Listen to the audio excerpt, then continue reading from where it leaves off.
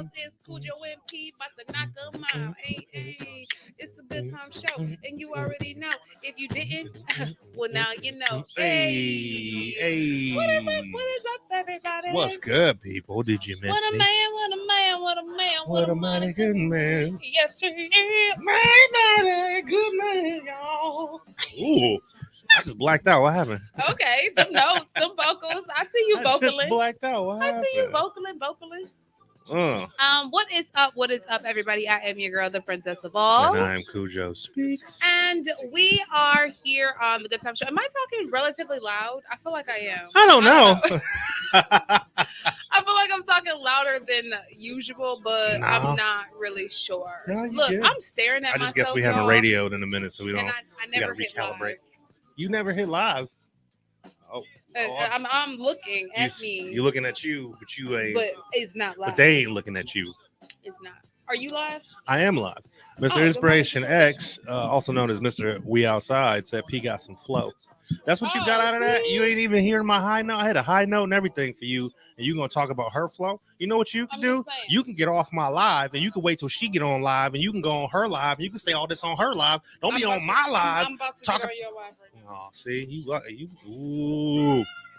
Boy, you lucky. You are lucky. Who are riding in their car at home? I know the intro said it, but I'm reiterating it. I'm gonna mute mine. Hey. I'm reiterating it. Oh, why is it doing that? I muted mine. Yeah. You got to turn your volume down. Isn't it down? There we go. Yeah, you got to mute and you got to volume it. It was up and it's up and it's up and it's stuck. Okay, now that she's on the live, you're now allowed. You're allowed to. You're an echo. What's up, Ty? Oh my gosh. Porter Pocket. Hello, Porter Pocket. What's good? My baby's on here. All right, hello, wifey. I'm going to have to jump off and then jump back on. Petey's in the building. Mix in the building. Who are watching on Savage YouTube, Beast Mode, from your TVs, from your computers. Yeah. Thank you guys so much for tuning in with us. It is Whoa Wednesday. It's a whoa if you didn't know. No, I can't whoa. And we about to go because he can flow, but you didn't know. Ooh. I'm not She's a poet and you didn't know it. Me and she Cujo, boozy, so she drinking Moe It. Oh, I get it. Moe It. Yeah. See, just a matter of how you got to put the right. All right, I requested it again because I couldn't see any. You got to put the right emphasis on the right syllable. I couldn't see any comments, and I don't like that. I know she be having FOMO. I don't like being kept out the loop. She has an extreme case of FOMO, folks. What's FOMO? Fear of missing out. Oh, wow! Did you just create that? No, FOMO is a well-documented thing. I think that's something you just made up. Okay, everybody on here, come on, back me up. FOMO is a thing. FOMO. I don't even need to go to Google for this one. What is it? What does it stand for? Fear of missing out. Fear of missing out. I've never heard of FOMO. It is a certified thing. I'm not making this up. I think you're certified lying. Oh, here we go. You're going to pick the one thing that's like nationally known, internationally known. Who says that that's nationally known? Everybody. Like, I'm just trying to figure out, like, at what point did we say, oh, this is going to be a thing? What she say on Mean Girls? Stop trying to make fetch happen. It is not a fetch thing. FOMO Stop trying to make FOMO happen. It's a huge thing. Where have you been? Average read. That's significantly close to another word that I'm sure it's not. It's not. You listen. Okay, I'm not even going. I need y'all to hop in here and tell her what, because she think I be making stuff up. Just saying. Coming from the woman who has an entire dictionary named in her honor, you gonna tell me I made something up? Sense. The words make sense. FOMO is like the most known acronym ever outside of LGBTQ plus. FOMO is the other one. FOMO's next. Feedback is coming through strong on the video feed. Did you mute? Oh, I didn't mute it. Ha! What about now? When I came back. I'm sorry. Are we good, average read? Are we good? I just actually, right before I went live, saw a post that you guys posted, Reed, and kids in the back, If you guys do not know who that is, make sure you check them out. They are Make sure. one of our featured U Store artists doing big things, Yes, yes, sir. Make sure y'all definitely check them out. Support them. Their music is still on the U Store, so you guys Indeed. can tap that link Need to get y'all back in here too. and go check them out. I think we've done more interviews with kids in the back than like anybody. Yeah, We be giving them all the love. because they give love to us. Uh-oh. We give love to those who give love Did you to see a us. video dropping 127? So you need to Well, we don't have a cameo in that video. for real. I need to take that back to editing and let us get a. Let's talk do about something. that. Listen, the Good Tymez Show does cameos, okay? So y'all know how videos back in the day used to come on, be like, yeah, it's such and such, and we, about to drop that new single. About to drop that Boom. new heat. Hire us to do that cameo Damn. and an interview for your video. Use Damn. video purposes, PDB, what up, Pep? I definitely think that people need to bring back the old school videos because they were such legendary videos, and I think videos it's coming back. I didn't know they still were making videos. I know that sounds naive, but back in the day, videos were like really how you got your new music in. You know what I'm saying? Like, I used to run home and watch TRL to see what was who was on the top 10, or seeing whose video was where, or who had the dopest videos was really all it was back then. There was no iPhone playlist, no Apple Music, no Spotify back in the day. Maybe we might bring that back to the app for 93.97 I think that'd Network. be dope. I really do think Doing that'd be dope. Doing like a top 10 video of like all the artists on the U Store. I think that'd be dope because honestly, for me, a lot of songs are made or broken off of a video. The video. So, I agree. For example, there was Don Toliver, that Lemonade song. Yeah. I hated that song until I was indulging in some marijuana one night. And the video came on. I got a 75-inch in the living room. So it came on, and I was like, "Whoa!" He was like, "What?" I was like tripped out. So from now, That's like funny. after that point, every time I hear that song, I associate it with that, like the video. Whoa! So I really do think. I mean, and apparently videos are still being made, and it's still a thing. Nobody's watching those channels anymore. That really, like, there's MTV Jams. And like there's but that's not a thing anymore. It is. I think those are still I'm pretty sure those still. Vivo has a channel now that shows videos. They don't count. Right. So it's not these stations that used to be huge for videos are lost their luster. So there's really no destination for people to go. We're gonna house a home. We for will you be guys. we will be those people. We're gonna give you what you want with the funk, with the funk, and the boom boom in the trunk. Maybe we should do a poll. We should put a poll up and see if people would be interested for a new hub. A video countdown. A new video hub. Yeah, y'all want? Oh, darn it! My phone is up there. Oh, darn it! I was supposed to go live on my opposite phone so I could show you guys. See, that's what sucks about being so technologically advanced over here with 18 phones. I know. But if you are at home or wherever, if you guys tune off of us or whatever the case may be, if you have the TuneIn app, right? If you say, "Hey Siri, play Hot 93.97 on the TuneIn app," Siri takes you straight to us. What? Yeah. Siri be knowing. Now, okay, let me see if I can do it from my watch. Hey Siri, play Hot 93.97 on TuneIn. So we're like, we ain't got that. I told you. It's because it's on my watch, not my phone. Video 4.0, what up, though? Art Zone Portraits. Siri, hello, thank you for checking in. Play Hot 93.97 on the TuneIn app.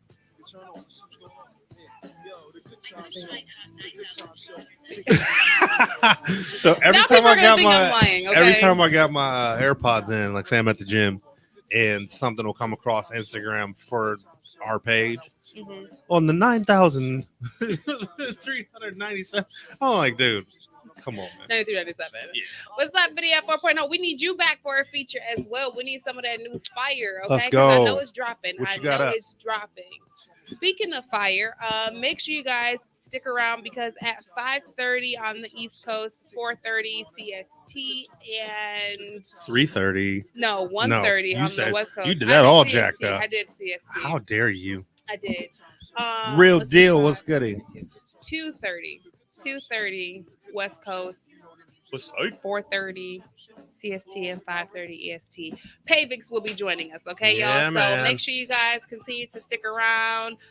He'll be joining us, talking to us about two of his new singles, dropping buddy. two new singles as well. So make sure you guys stick around. Who else is in Okay. here that's got some fire? Whether you're watching on Real deal got YouTube, fire. I know that's what I see.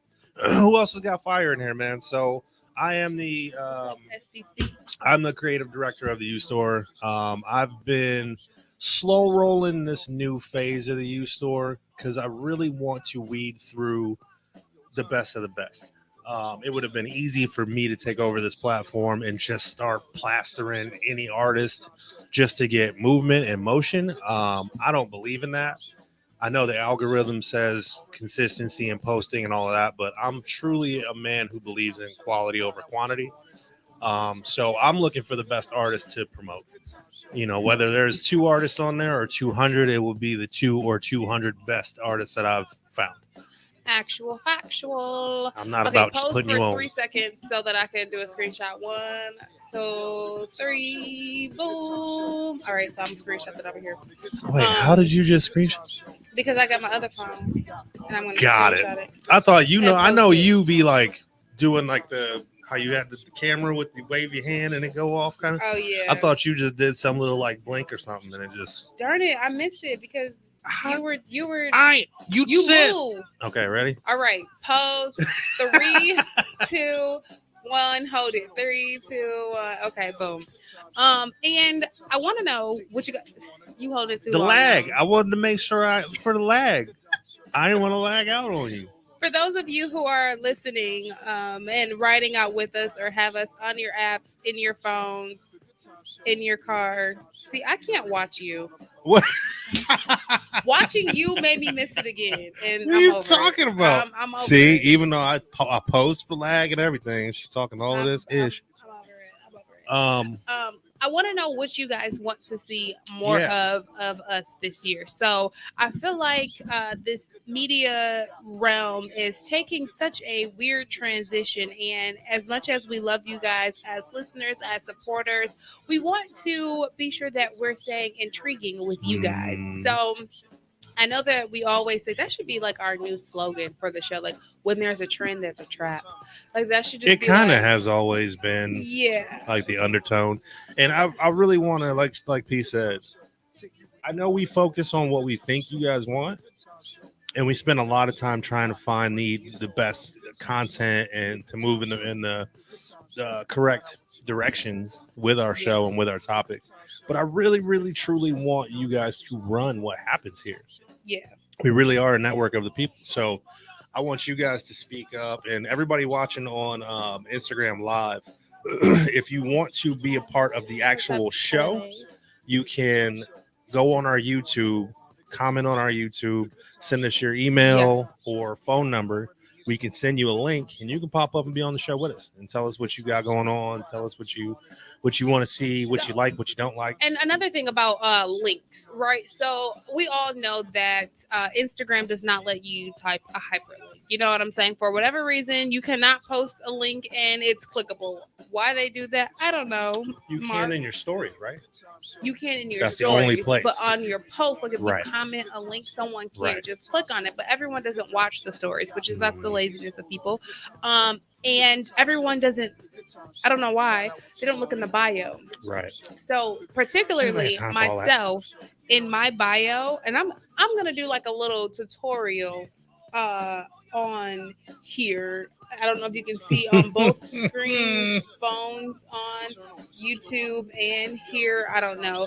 But if you click on my bio, right, there's a link, right? There's two. There's a Facebook link that comes up, and then there's a second link. And this is for the networks page as well, because I want everybody to know this. So when you click that link, it has several different links for you to click. Oh, yeah, the YouTube channel, the website, 3JS Creative Group, the tune-in link, the U-Store link. So when people come to me and be like, oh, I tried to tune in, what's the link? There's 5 of them in my bio. There's 5 in the network bio. I don't know if I have one in my bio. There's a few in the U Store bio. Yeah. You gotta get you one so that way you can post the different. You know what I need to do is do a link tree. I don't have a link tree yet.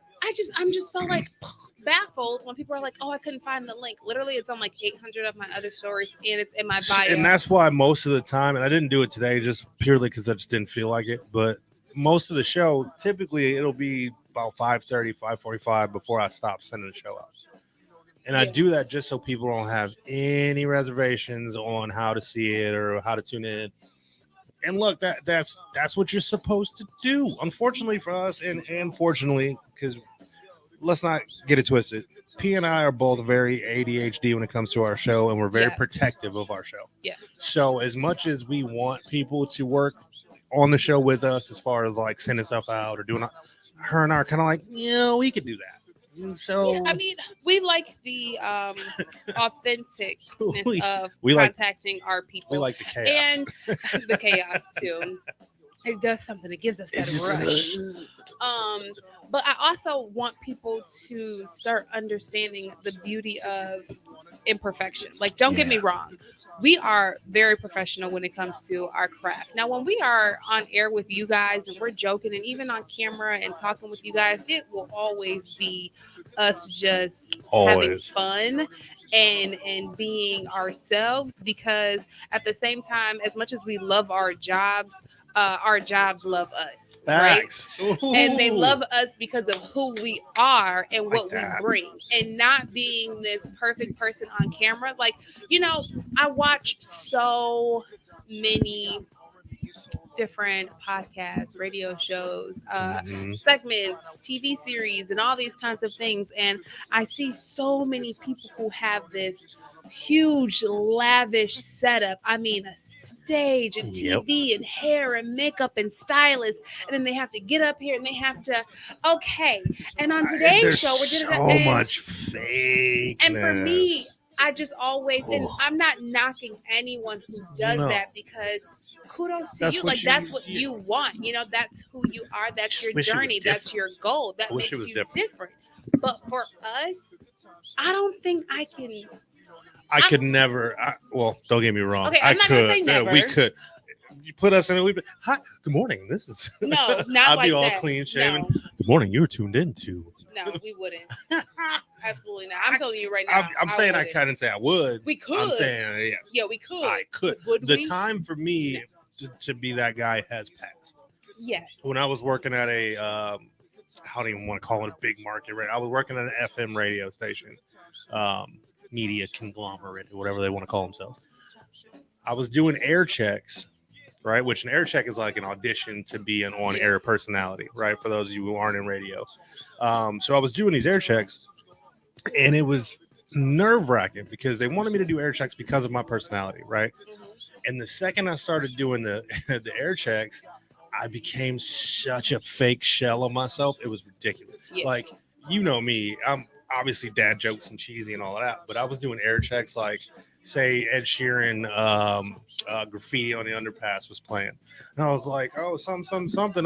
Hopefully my name's in Graffiti on the Underpass. Like, stupid ways to tie in the last song with the new song, and like who? Like, I listened back to who and I sent it in to my boss, and that was his suggestion to me. It was like, just be a little more you. Like, you don't have to be so radio.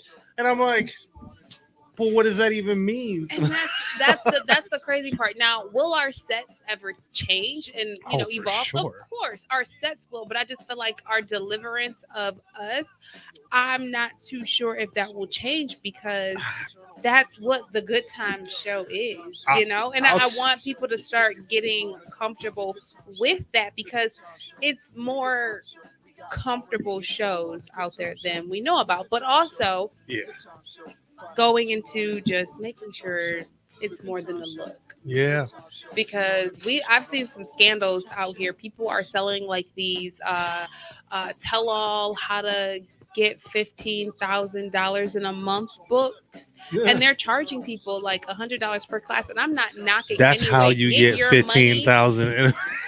Get your money by all means Straight blunt, what necessary. up? However, you have to hustle and bustle. Hey, baby, Yeah, do I'm you. not mad at nobody's But be bag. comfortable with the repercussions. Right. Because I saw this one girl, she is trying to sue another girl because the girl is suing her. She did like a credit repair course or whatever. And she's like, what the course was promised, she did not receive. So Okay. she's trying to sue the course, saying like, you didn't do this. This is Right. back on my credit report. And the girl's like, no, you can't sue me. Like, and everyone's getting mad. And I'm just like, whatever you are promoting, whatever you are selling, you have to stand by that, honey. Okay. Just like you stand by that raggedy man, you got to stand by your word. That's the problem, though. Like, me, and I'm huge on consequences, right? Consequences are one of the, like, that word itself and the whole idea of consequences to me, it is like the world changing thing. People like that, the scammers out here like that, they have found so many loopholes that there's really no consequences. It's like one of the most secure jobs in the world. Did you see Bank of America's glitch this morning? There's this whole thing going on. Jay was just telling me about it. I don't have Bank of America. I don't either. Should I get one real quick? No. People were waking up and their bank accounts, if they had 3,000, wiped to negative 800. I mean, people's checkings and savings, like money's wiped, gone, glitching. That's why it's like dangerous. Missing and all kind of stuff. For those of y'all that are too young to remember the Y2K situation, people hear about it all the time and they laugh and they giggle about it and they're like, "Oh, that's funny. Oh, we all freaking out so bad." This is exactly why, because this is what was supposedly going to happen. If you think about it, all of your money, the majority of us keep our money in the bank, right? I don't think there's many. Instead of Drake, he said, "When I die, put my money in the grave." You're right, but I guarantee you, for now, it's in a bank. That is true. I think the days of most of us doing the mattress thing is over with because people be robbing people. But big facts. That's neither here nor there. So what was supposed to happen when the Y2K thing happened was the computers were supposedly not programmed to go back to 0000, right? So when that all switched over from 99 back to 00, it was said that the whole computer system would freak out and not recognize this, and that 00 was the signifier for back to the start. So everything would have been wiped. So all the money in the banks would have been gone. All the, you know what I mean? Every digital accounting system out there would have been wiped to zero. Therefore, everyone on the planet would have zero money. There would be no more currency, which would lead to no debt, which would lead to no ways to pay for things, which would lead to, and then basically what you get is mass hysteria. It's not too late, That's what I'm saying. And all these good, and that's why. So somebody, was it Ty? There was a story that Ty had on his show the other day on a story about glitches at police departments. Technical glitches. I did see those. So I was asking him, I asked the question, I go, is it like a phone issue or is it like a dispatching issue or is it a computer issue? Because that speaks to something deeper. And there was actually there was a couple different, I think it was precincts, or I forget what was happening, but at the same time, there was some technological issues at some firms. So I'm like, okay, well, that's dangerous, because as soon as somebody hacks into these computer systems, all you have to do is take over the power grid, the water grid, or the financial grid in this country, and it is over. It's over with. It's over with. I was living in California, and PG&E started doing the planned power outages for 3, 4, 5 days at a time. Shut the whole state down for the most part. Wow. You couldn't get gas. You couldn't go get food. You couldn't the first time it happened unannounced, it was like 5 days. And I swear it was like apocalypse up there. You couldn't, the cell phone service wasn't working. I couldn't call nobody. There wasn't a gas station within like 5-10 miles that was open because everything was out of power. People were scrambling. Like, you got to see what it would actually be like if somebody shut down the power grid. What are you going to do? I think, did that only happen? I think, remember, okay, was that the 2000 blackout then? No, this happened again? This was a couple years ago. And they're actually still doing. I remember when I was younger, they had the 2000 that was blackout East Coast. Or whatever. That was on the East Coast. Okay, yeah. Gotcha. I remember that. I was in high school at the time. I think I was in elementary. No. We are that far apart. We are. It doesn't seem like it because age-wise, but birthday wise. So my birthday is always late, so I started a year of school later than normally. So I always say baloney dip. You just 37. 37? Mm-hmm. Oh yes, it's 10 years. That makes sense. It's a 9-year gap. That makes sense. I always say once you pass like 9. once the younger of the two passes like 25, aren't you 28? Right? 29. Are you? So that's only 8 years. Okay, so that's 8 years. Okay. But that only matters. That only matters, I think, like depending on where the age range is. Yeah, he's bringing me a charger. Hey! Oh, it's the cops. Who called the cops? Only you can prevent wildfires. Only you. What was I saying? Oh, so the age difference matters depending on where you are. So that's true. Between 29 and 37, you're like, oh, whatever, that's 8 years, ain't no big deal. Oh, that's what it is. Yeah. But if it was 23 and 14, like you're like, whoa, bro.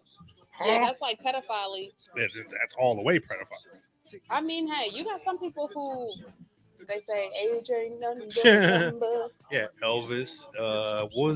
What's the dude that just died? Great Balls of Fire, Jerry Lee Lewis. Oh, he was the age of. What's up, go crazy? I think it was his cousin. Brandon, right? I want to say it was his cousin too. Like, Elvis' daughter just like passed away too, didn't she? Yeah. Yeah, I did see that. Yeah, rest in peace. Rest in peace. R.I.P. This year done took. For some reason, I think since like 20. With the start of Kobe, because he died early in January, didn't he? I still can't believe that's been like almost a year or two over now. 2 years. That was in 2021. No, that was 20. Was it 2020? Because we were still. Were we in lockdown? No, we hadn't gone to lockdown yet. I was still living in California at the time. We went to lockdown when I got back. Wow, it's 2020. It's been 3 years since. Almost. Oh my goodness. Almost. Maybe because it probably took me. One whole year to probably process. Took you 2 years to realize he wasn't. I mean, clearly it's taken me 3 years still because I still can't believe like it's wild. He's gone because when the news still first broke, like I was still like that was not Kobe. I'm like that was fake. Only because after he passed, I got into researching more about him or whatever, and it seems to me through everything he was always saying, like he almost expected it. To die young, to go out on top. I'm not saying he wanted to die by any means, but if you look at what he used to talk about, he used to talk about going out on top and dying young and all this kind of stuff. So it wasn't like, you know, yeah, it's sad. Hey, it's always gonna be sad. At the end of the day, we all know that we gotta go at some point. You know what I'm saying? Yep. When and where and how? I mean, that's the unknown. But honestly, would we really want to know? I would. I mean, no. Yes and no. The only reason I think I would want to know, it wouldn't matter. I was going to say to properly help my loved ones deal with it, but it's never going to matter. No, because it don't matter. The second you leave is always going to suck. I've been talking to my wife about that too, because I guess, I don't know if it's me getting old and ornery and just crotchety these days, but I'm trying to renegotiate the thought of death and the feeling associated with death. Right. If you think about it, that's the thing that has this planet so jacked up. Right. The religion thing is about protecting what happens to you when you die. Right. Mm-hmm. Which, if that wasn't a thing, then that would heal like 80% of our issues on this planet. Everybody's trying to protect themselves, which in turn is making them kill other people. Right. Or everybody's trying to protect their way of life or their safety, so they're killing other people because they don't want to die, or they don't want somebody to die, or you know what I mean? Like if death was followed with the feelings of joy and celebratory comings after somebody passes, and there wasn't such a stigma, or it wasn't so morbid to think of death. I mean, I guess it just depends on who you are. So for me and myself, I had to make that fine switch very early on. Mm-hmm. I mean, not because I lost a lot of close people, but just because I just found that to be the way of coping. Mm-hmm. I mean, and just with anything in life, whether it's a death or a relationship or a friendship, because I am a very, very like absorbent, spongy person. Oh yeah. So if I meet you, I'm meeting you because I feel like we should be friends forever. You should be in my life forever. There's And some synchronicity this is to it. forever. There's Like no choice. if I meet you and I bring you into my life, like I want to It wasn't by incorporate it. chance. Like there's a And reason. yeah, so I had to learn that and make that switch because when people wouldn't want to be my friends, it hurt my feelings earlier on. So I had to, Facts. and you know, and I hate to quote this, but I mean, if Prince, if cousin Prince, Harry, and cousin Megan can call them and live with them, I mean, I guess I can quote them and say that my life changed because of that. When Tyler, aka Merdier, said in one of her plays, you know, Megan, I think you was watching the play too, because I think that's how you got his number. But I'm gonna call y'all later, Uncle Harry. But what Medea said, people either come in your life for a season or a reason.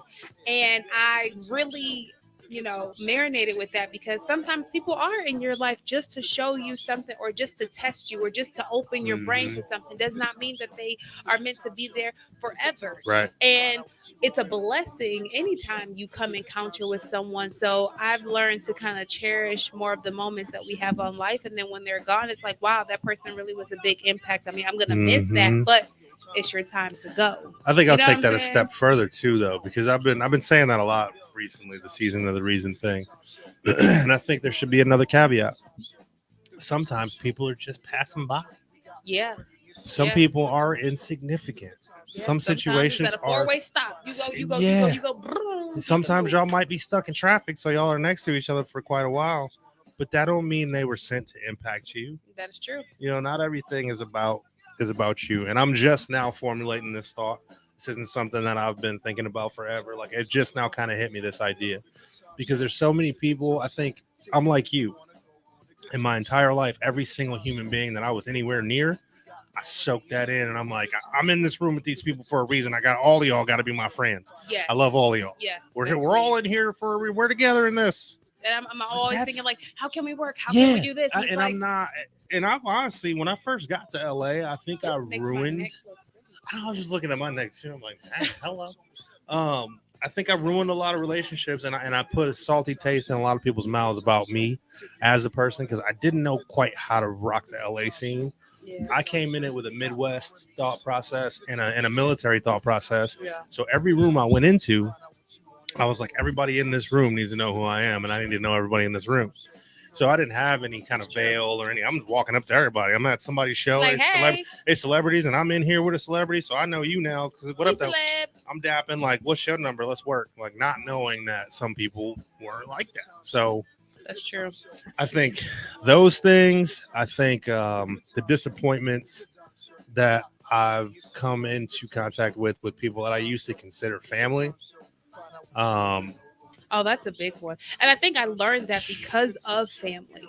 You know what I'm saying? Like, I learned that because I felt like, oh, because this person is my family. And I'm still currently going through that. And me and my husband, we talk about this all the time. I'm over about how are we, like, okay, on the level that we are at now, we have a lot of family members that contact us asking for favors. No. And I'm like... the level and the speed that we are growing and we are evolving, I could only imagine how many more people and others. We are already creating a plan to be able to deal with that because there is a lot of guilt that happens, you know, with that. Because of course, who don't want to see their family members enjoy life the way that they enjoy life? Right. Who doesn't want to see their family members happy and stress-free like them? But then it comes to a point of, why do I owe you something when you never gave anything to me? Exactly. And it's not my responsibility to make your life better. So let me unpopular opinion. Let's get into it. All right, let's unpack it's nice and early. We got time for this one. We got time today. Once again, it's maybe me being crotchety and whatever you want to call it. He can be grumpy sometimes, y'all, and I tell him all the time. I'm grumpy a lot. Yeah. The me that y'all see on here, I'm not being fake. I'm just really happy when I'm here, when I'm on the show, and I'm really jovial. So you guys get to see that side of me. When these mics go off and I leave this room, I'm completely different than what I used to be. And a lot of y'all that knew me from before that might be watching this are expecting a whole different person. than you're going to see if you see me at this point. Because I'll say life beat me down. It has. And everything is a lesson. And what I've learned is I don't owe anybody shit. Yeah. That's what I've learned. If you've known me up to this point in my life, I was a really bad alcoholic at one point. Right? So some of you may have some legitimate beef with me. I will say that right now. I could have done some things that were not the greatest throughout my time. But other than that, I don't think there's many people out here that can't say that I've been a very good soul, humble soul, don't want nothing but good things to happen to everybody. I don't feel like I've gotten that same love back. I don't feel like I've gotten that same karma back. And to be quite honest with you, I'm just tired. Yeah. Whether it's friends, whether it's family, it don't matter who you are. Anybody can get it. You can ask. I'm so serious. Anybody can get it. What's up, the real Mr. Cooper? A couple weeks ago, my sister was in town. My mom was about to get surgery, and she started talking all kinds of crazy as far as I'm concerned. And we went at it. You know what I mean? And people are like, you don't yell at your mama. You don't be disrespectful to your mama. And I'm like, well, I mean, I'm 37 years old. I understand that's my mother. I understand she birthed me and all. You know, I mean, made sure I was living to 18 to do it. I get all that. But as far as like family gets to pass and can do and say whatever they want to you, I'm not with that. I was going to say, and that's okay. So that's what people don't understand, right? When people say, oh, don't be rude, that's your mother. We need you on the show too, Mr. Cooper. We need some more fire off of on the you stuff. Let's get it. But when people say, "Oh, don't be rude," that's your mother, or that's your this. Don't Why care. is there no one telling them, "Hey, don't be rude"? Facts. That's your son. Hey, don't do this. That's your child. And that's my biggest because thing. At the end of the day, your job as a parent is to protect, educate, and teach your child. Facts. So if they are out of order, it's your job to properly teach them, hey, listen, you're out of order, but this is how you really conduct yourself, or this is how it goes. Not to belittle me or disrespect me, because now you're treating me like a regular human on the street. And if you're treating me like a regular human on the street, then you're going to get treated like a regular human on the street. And the really crappy part is and I'm sure in most black families, you know, y'all can agree to this or attest to this.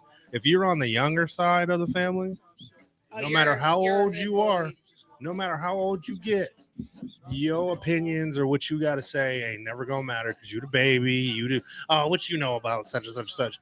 I'm 37 years old.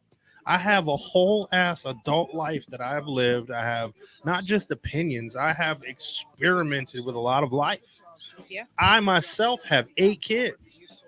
Yep. I've been to 2 wars. I've done so much. Yeah. A whole bunch of those experiments turned out to be true. So I mean, there's in the pudding pop, it does come out. Proof is in 8 puddings. You know, I just feel like anybody who's been through enough of life deserves that respect, and there isn't just some blanket. You have to listen to me because I'm in this position in your life. That's not a thing. And you know, that kind of goes back into the topic that we were talking about before the show outside, because to a certain extent, we look at people and we say, wow, I wonder why this person doesn't have anybody around, or I wonder why. And I'm not saying on everybody's circumstances and everybody's situations, because everybody's lives and everybody's situations are different. Very much. But when it comes to, let's just say a Kobe, for instance, right? When you look at Kobe's situation and then you looked at how he didn't really talk to his mom anymore. He was still cool with the dad, but he didn't talk to his mom, and they feuded, and everybody was all like, oh, you know, why didn't he give his mom this, and why did he... Okay, but what led up to that moment when she was selling his memorabilia online, when she was, you know, possibly belittling him, belittling his wife? So it's certain situations where we really have to look at the actions before we just judge somebody for making a decision, because as an adult, as a kid, as a person, as a human being, I don't know anyone that's gonna continue to allow someone to beat up on them and them not stand up. The sad part is most of this world, because of the structure. Look at bullying. Because of the structure of what family that kid that was getting bullied retaliates. Yeah, but not towards family though. A lot of times, if a person's getting bullied by their family, they'll take it out on other people. I was just saying, like, in general. Yeah, I was just saying in general. Nobody's gonna let somebody just beat up on them in general. But that's the sad part. Yeah. That's the sad part, because the family dynamic allows for that. It actually breeds that. Yeah. And I'll be honest with you. I talk shit to my kids constantly. Yeah. You know what I mean? Like just the way my household rocks, we make fun of each other and blah blah blah. And there was a point in time where my daughter's going through their normal daughterly thing, getting talking to therapists and whatever the case may be, that I had to sit back and I'm wondering, like, dang, are they taking this like we're bullying? Because they bring it up, they say it all the time. I get bullied at home. I'm like, wait, whoa, calm down. Like, is that really how you feel? Because we just talking shit back and forth. Like, we want to make sure there's a thin line between cracking jokes. How are and you bullying. taking this? You know what I mean? Like, I had to add, and then I was like, could be a little. No, I didn't say. Okay, wait. What did Rumors Capri say? I just spoke about this on my show. Setting boundaries when it comes to family is key. Yes. Hold on. Wait. Side note before I really dig into his comment. You got a show? Yeah, exactly. Where's your show? That was the first thing I said. I was like, excuse me. Hot 99 we need to talk. DM me. Yeah, drop the deets. I completely agree.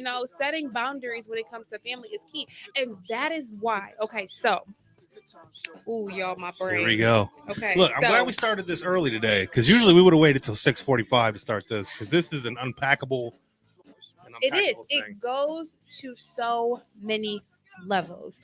People do not understand the trauma, the things that happen in life as kids within families set people up for the future in their adulthood.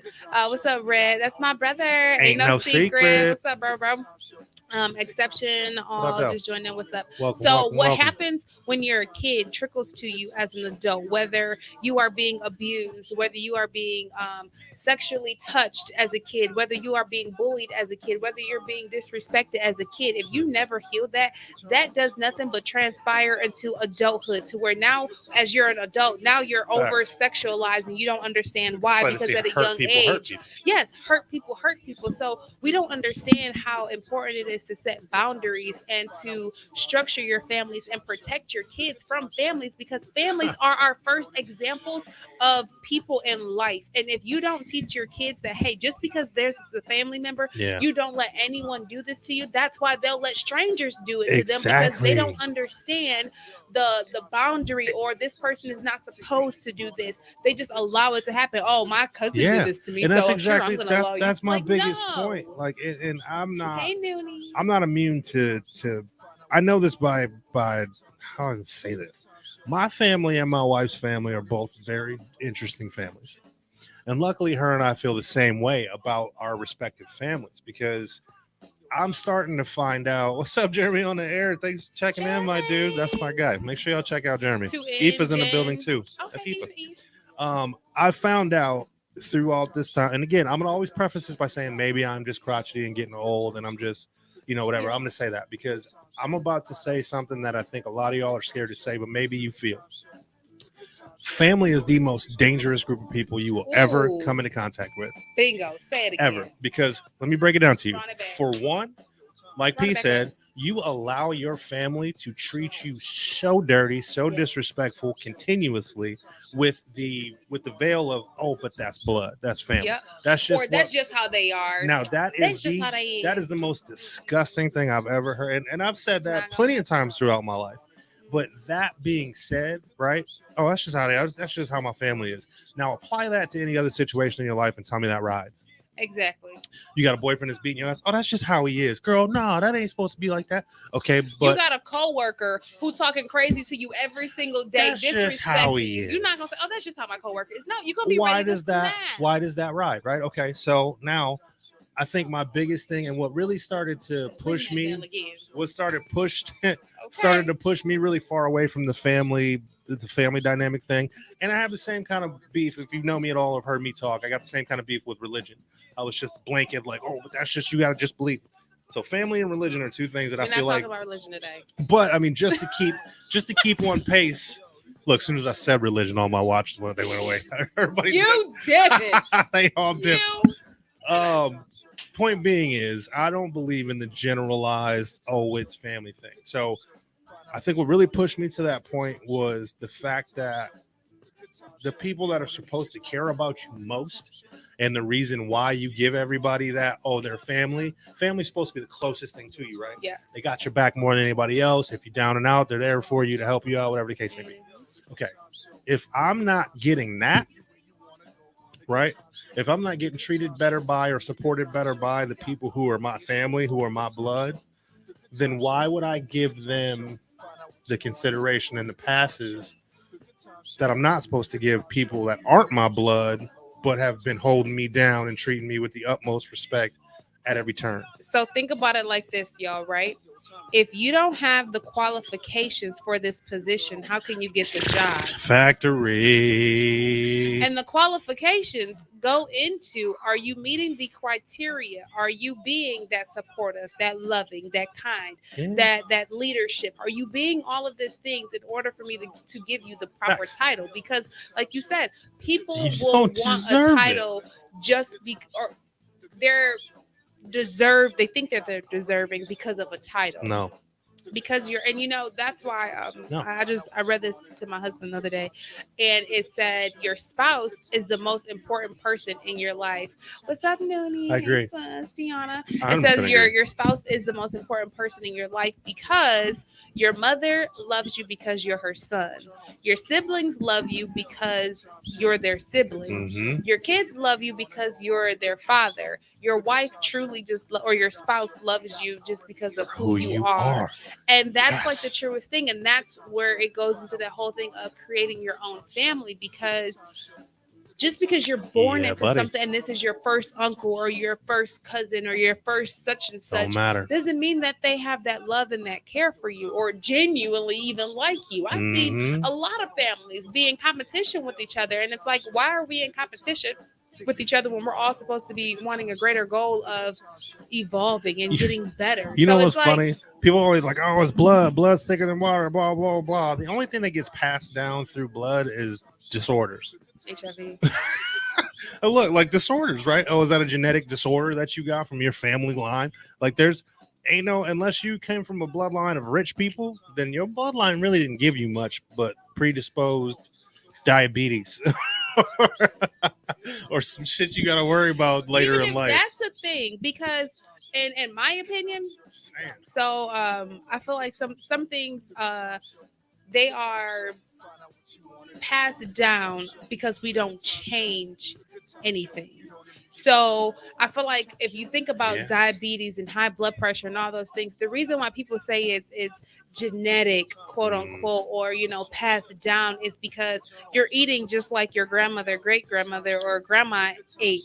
All the salty foods, the pork, the ham hocks, and all these kinds of things. So yeah, you're getting the same things that they're getting because you're eating the same things that they're eating. Down. But if you cut out eating down to that some of those things, it's not passed down. You know what I'm saying? I'm proud, and I am continuing to work out on my workout journey, because at this time of my life, knocking on wood, paper, plastic, crumbling it up, I don't know, but at this time in my life, being 29 as a young female Black woman with 3 children and 3 C-sections, I am not on any medications day to day, no blood pressure, no anything. So it's possible with working out, dieting, moderations, being conscious. I watched Waka Flocka, and I've always loved Waka Flocka. That's my guy.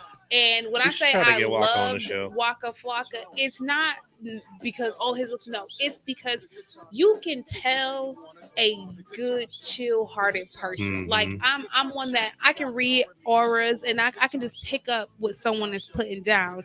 Now, whether I choose to ignore it or accept it or not, now that's on my bad decision-making skills. But generally, I can always tell when it's a little yuck in the gut, or when it's just like if it's a cool yuck person, if you buck.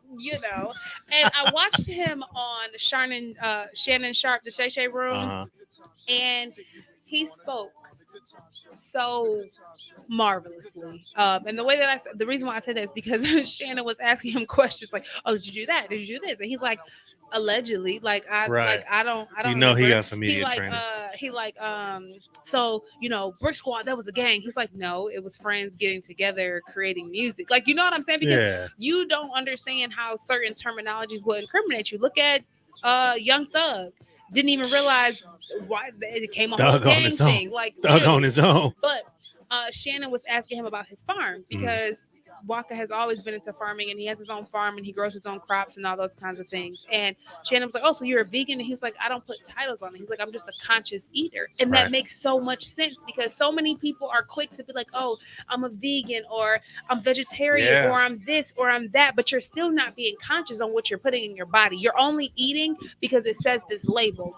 Because we've all seen that somebody could slap a label on something and put it out there, and y'all will just buy it and eat it just because of the label, not even really researching the company, the brand. The only difference between like bananas, the only difference between an organic banana and a regular banana is the sticker that says organic. Some may argue the pesticides that they spray on it, but I mean, are you at that farm looking at the pesticides and I mean, look at the water bottle thing, bottled water thing. How many of y'all can tell me that you knew that 75% of that was tap water? Or how many of y'all knew about BPA free? How many months and years ago before I was saying it, and now they slapped the title BPA on it and they charge you $2 more? Check me out. I to this day will drink water out of the hose outside. Okay? I don't know about that. I will drink water out of the hose. I've been fine all my life. All my drinking life I had water, hose water. Drinking all the hose water. You know what I'm saying? And ain't nothing wrong. Well, a lot wrong with me, but not because of the hose your back messed up. Not because of the hose water. It's deteriorated my discs. Turns out. It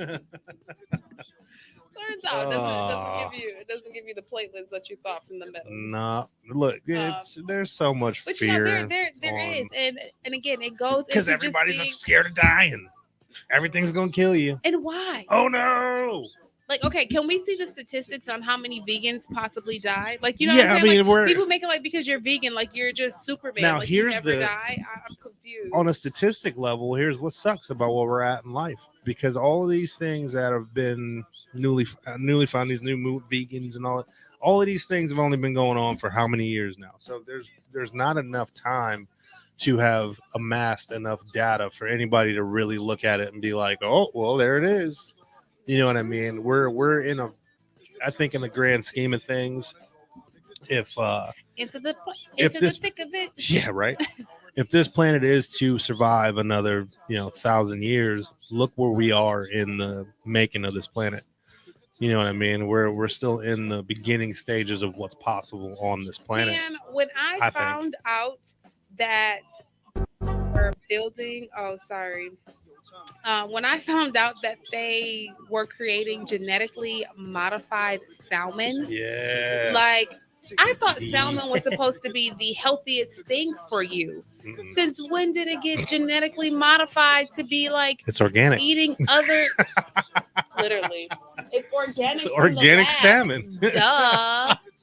Yeah, because we took the organs and we made them in the lab. We made it, so it's organic. Like, and those are the small things that people don't pay attention to or feed into, and that's why my biggest message anytime I talk is just be conscious, be thoughtful. You know what I'm saying?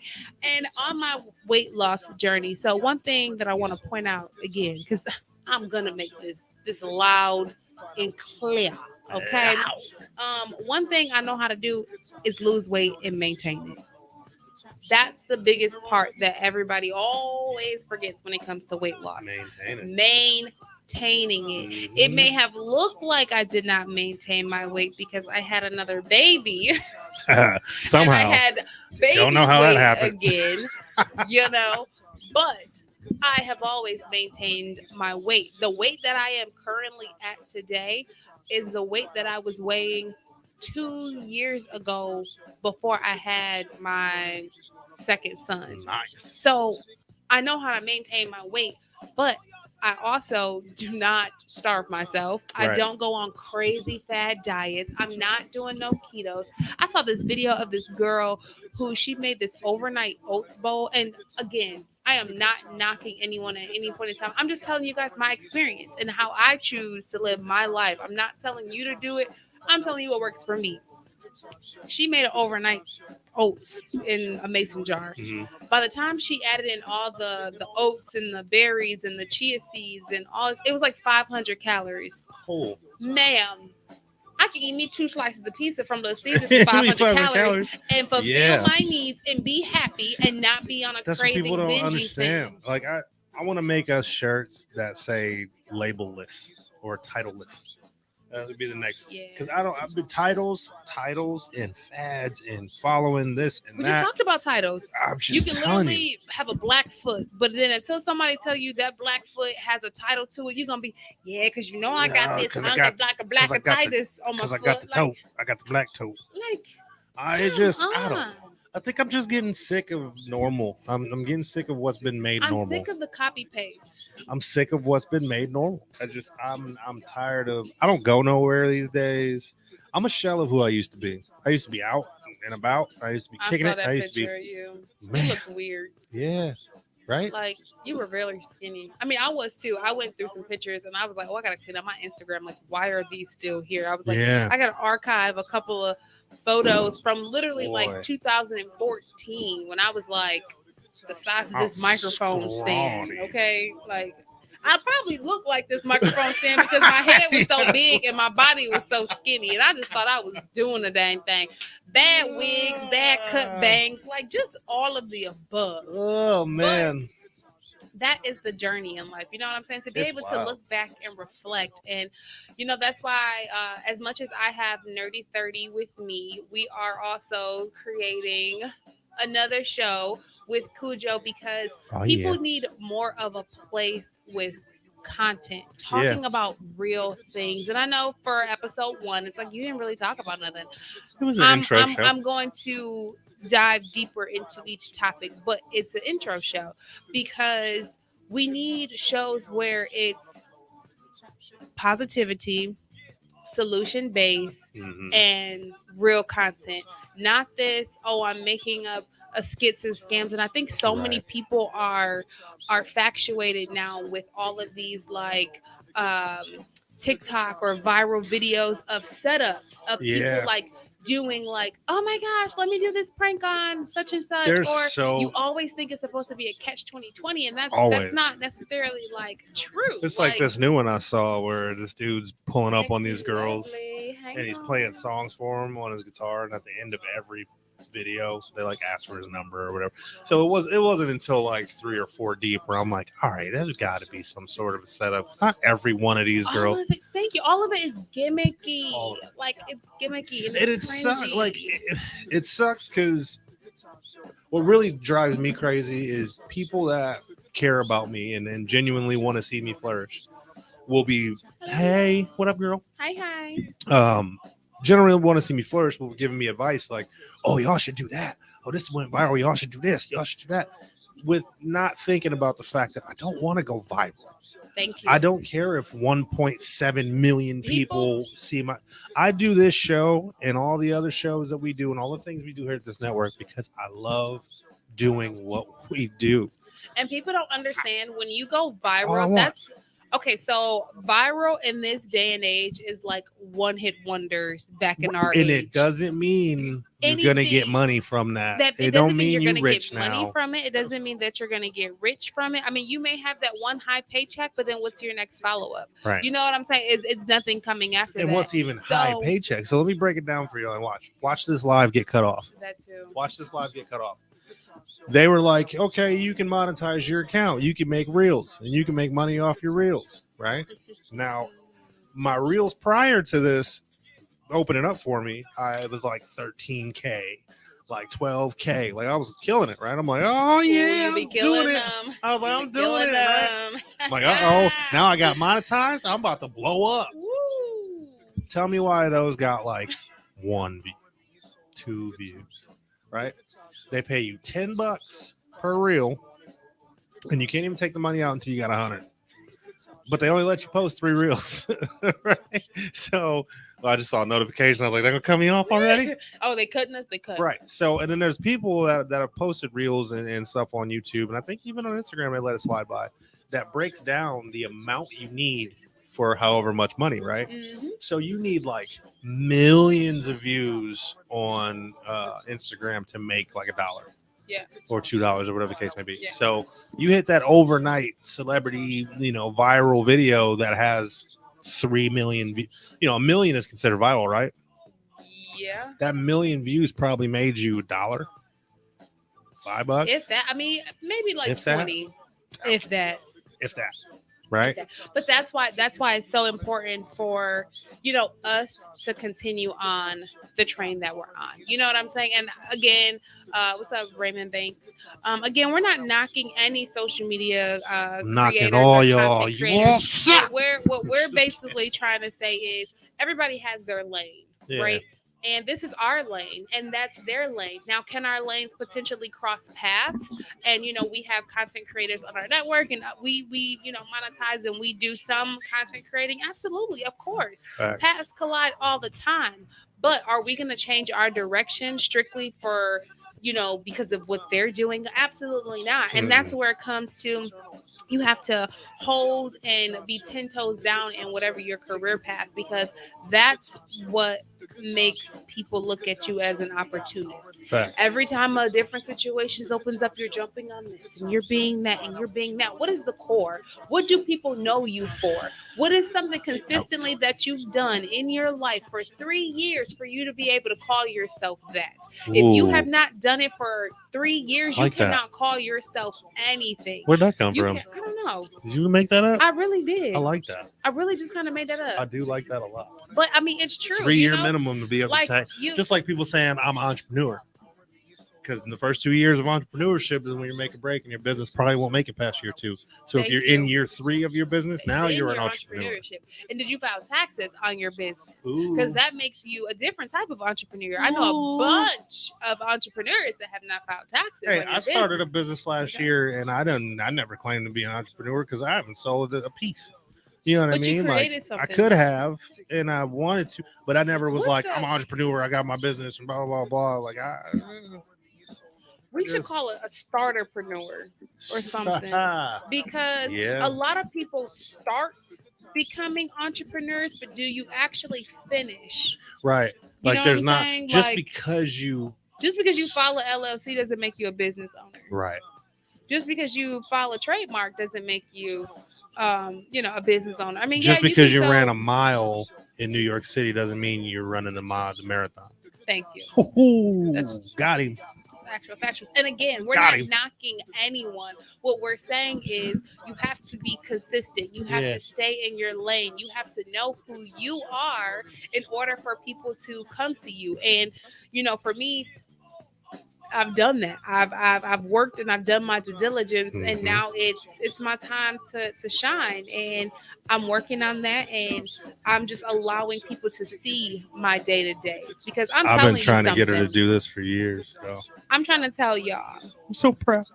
From a person who is in multiple hats. People who have one business or two business, and maybe mothers, maybe not mothers, or parents, whatever. I don't understand how y'all post so much, because I'm in meetings back to back. I am on phone calls all day. I am typing and reading contracts every minute of every moment. How are you filming yourself? Please, if it's something I'm missing, please help me understand that so that it can help me, because I'm just trying to figure out how. It's those moments that you take to take a deep breath in between stuff that I think they're running and doing. Film, because there's no time. I mean, but that's what I'm wondering. And that's where I feel like it kind of goes into: are you posing? Like, are you being who you post to be? Literally, like, are you really doing and getting? You know what I think? You know what I think happens more often than not, when they may have that off-shoot day where they have nothing going on, shoot a boatload of content, and then have content to put out to make it look like you're constantly creating content. That's really the only way. But then that's too much work. You're going to have to do the work no matter when you do it. But why? Like, how am I going to round up fake people to be in here to look like I'm doing real stuff? Oh, you mean like in their businesses? Yeah, like in their businesses. Oh. Like when they're out, like with their, like in their business, like going to meetings and doing photo shoots and all kind of stuff, and filming themselves, even working out. No, it's not. Like, I don't even remember to take a video working out. That's your problem. They film everything. How do you remember? That's what I'm trying to get to. Because I'm trying to figure out just take how your to phone and remember. But okay, y'all have to understand too. Even though she works in radio and media and but does all that, she is still technologically under advantaged because she act like she don't know how to use phones and computers. How many times around here do I have my phone on me? Well, just when we're in the studio, I'd be like, "Where my phone at? Yeah. Where my phone at?" She might have 7 phones. For one, she don't know where none of them at. I got 2 of them because I always lose one. Mm-hmm. So I gotta use the other one to call the other one or my watch because I'm like, "Where did I put it? I know it's somewhere." Because again, that's why I be wearing my fanny. Like I said on yesterday's I seen that. episode. I wanted to comment, but I was like, let me leave it alone. I don't have pockets. Let me leave that alone. Now, what I think I am going to start doing is a lot of my content. I think I am going to make it subscription based. I know that I said it was kind of going to be free, but I'm thinking about putting it subscription based. Ooh. Because some of the information that I'm going to be giving is very near and dear to my heart, and I don't just want any and everybody like being able to take my snippets and because people do that. People screen share and repost segments and snippets and try to put words in your mouth. So yeah. I think I'm really, for me to go in full detail of some of my situations and what I experienced. I think I'm gonna make it paid. Yeah, only $1. It's $1 a month. So what I would say do, as someone who, and it's just me being honest and transparent, I will never ever pay for any of those. Here's the reason why. Because for one, but you're different. You see me, so I'll tell you. Well, yes, but here's my thing. I'm a married man, right? So what do I look like subscribing to any females, anything on any social media, no matter what it is? You know what I'm saying? And that's just because, I mean, not that my wife don't trust me. My wife trusts me 100%. I could subscribe to whatever I want to. But I personally don't feel A1 subscribing to paying for. It ain't like I'm buku rich and can just throw money around as is. I get what you're saying. You know what I'm saying? I didn't think about that. And it's a gateway drug. If I subscribe, no, it's just to Princess. I'm literally just to. Now there's like another. Who is that? Oh no. She got some real good information on her shit, baby. I promise. And now all of a sudden, there's all kinds of booty on my screen. Oh, I didn't know that's what she was. I didn't know it was like that, baby. She said she was. I didn't know. She said she was gonna be talking about spiritual. She said she was talking about taxes. I didn't know she meant waxes. Oh my goodness! Hey, look, that's just me. But that is how it happens, though. It's real. A gateway drug, definitely. Yeah, I mean, because there's so many. Like, okay, I'm a dude, right? And you know how on Twitter and Instagram it's all of these sexy things and all of that, right? I've clicked a couple times on some things, and it went to like OnlyFans, and I'm like, whoa, me too. Even as a woman, and even the pages, they're like, oh, it's free to. I went to when we were talking about doing OnlyFans for our show, right? Oh yeah. I went to. There was an art, not like that, y'all. Not like that at all. Thank you for laughing, because that would have went right over my head. Not like that. Just putting the show on OnlyFans. Same show. OnlyFans. I think I broke her. Not like that either. You see what's terrible? The minute you say OnlyFans, everything sounds so nasty. That's so gross. Anyway, there was a musician or somebody. I can't remember who it was, but it legitimately wasn't anybody like freaky or spicy, as they say. It was legit like somebody who, I think it was a musician, and they had one. And it was supposed to be free, right? So I'm like, oh, let me see what they got. And I've been signed in and like got a password and all of that. Goodness. And then it's like, oh, this is free, but you have to put a credit card on file to even access the free. And I was like, gotta put a card on file. I was like, no, you ain't catching me. It ain't about to pop up in my bank statement and my wife see OnlyFans on negative $1. My thing is, any whiff of impropriety is bad, right? Yeah. I'm never gonna put myself in a position where I have to explain that it's not bad. You know what I mean? Yeah, because at that point you're already hit. Yeah, once you have to explain, you've already lost your leverage. You already hit. I mean, because now you halfway no matter who you are, you're halfway gonna not believe what's coming out of that person's mouth until they fully prove they're not messing around. Exactly. And it's just one of those things that's just like you said, why would I be subscribing to something as a married person? And for those people who are on OnlyFans and have one and support them and got their credit card payments on auto pay, do you, boo boo? Do you? But for me, we're not doing it. I mean, it's not going to happen. And I mean, it is what it is. It's everyone's preference, Yeah. But there is, 7 billion people on this planet. So just because it's not my cup of tea doesn't mean there's not some people whose cup of tea it is. Don't mean that they're not cupping teas. You know what I'm saying? This tea's being cupped everywhere. I don't really know what that meant, but when I said that, either, but I mean, but it sounded cool. It did. I felt like it went with the flow. But listen, y'all, what we're going to do is we're going to hop into a quick song break. And then when we go on a song break, when we come back, we'll be coming back with the one and the only, the infamous Pavix, and he'll be debuting his new singles with us and kind of chit-chatting with us. So don't touch it out, y'all. We will be right back. Hold on, Good Tymez Show.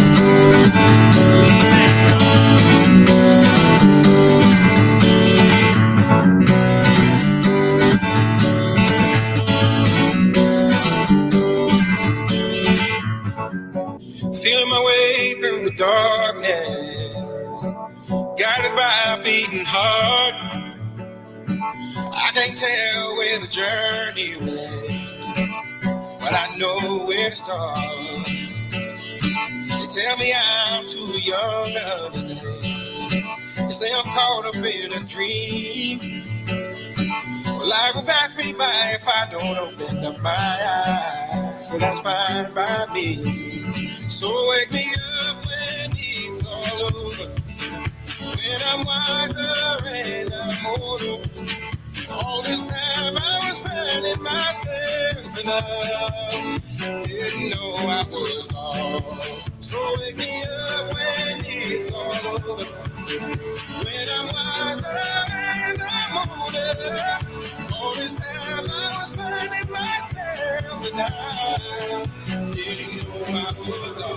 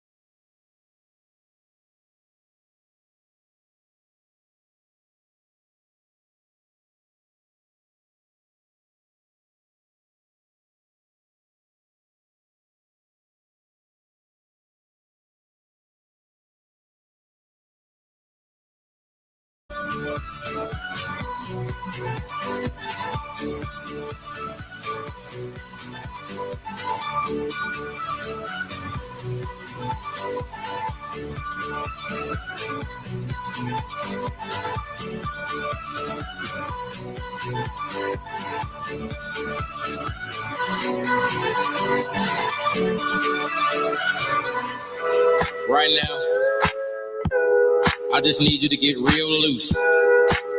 Get comfortable. Grab your loved ones, or grab your love partner. And if you're by yourself, no worries. Just follow after me. Gonna do the two-step and cowboy boogie. Grab your sweetheart and spin out with them. Down and get into it. Take it to the left now and dip with it. Don't throw down. Take a sip with it. And lean back with your hips in it. Let's have some fun. To the left now. To the right, Now take your left hand and put it on your side.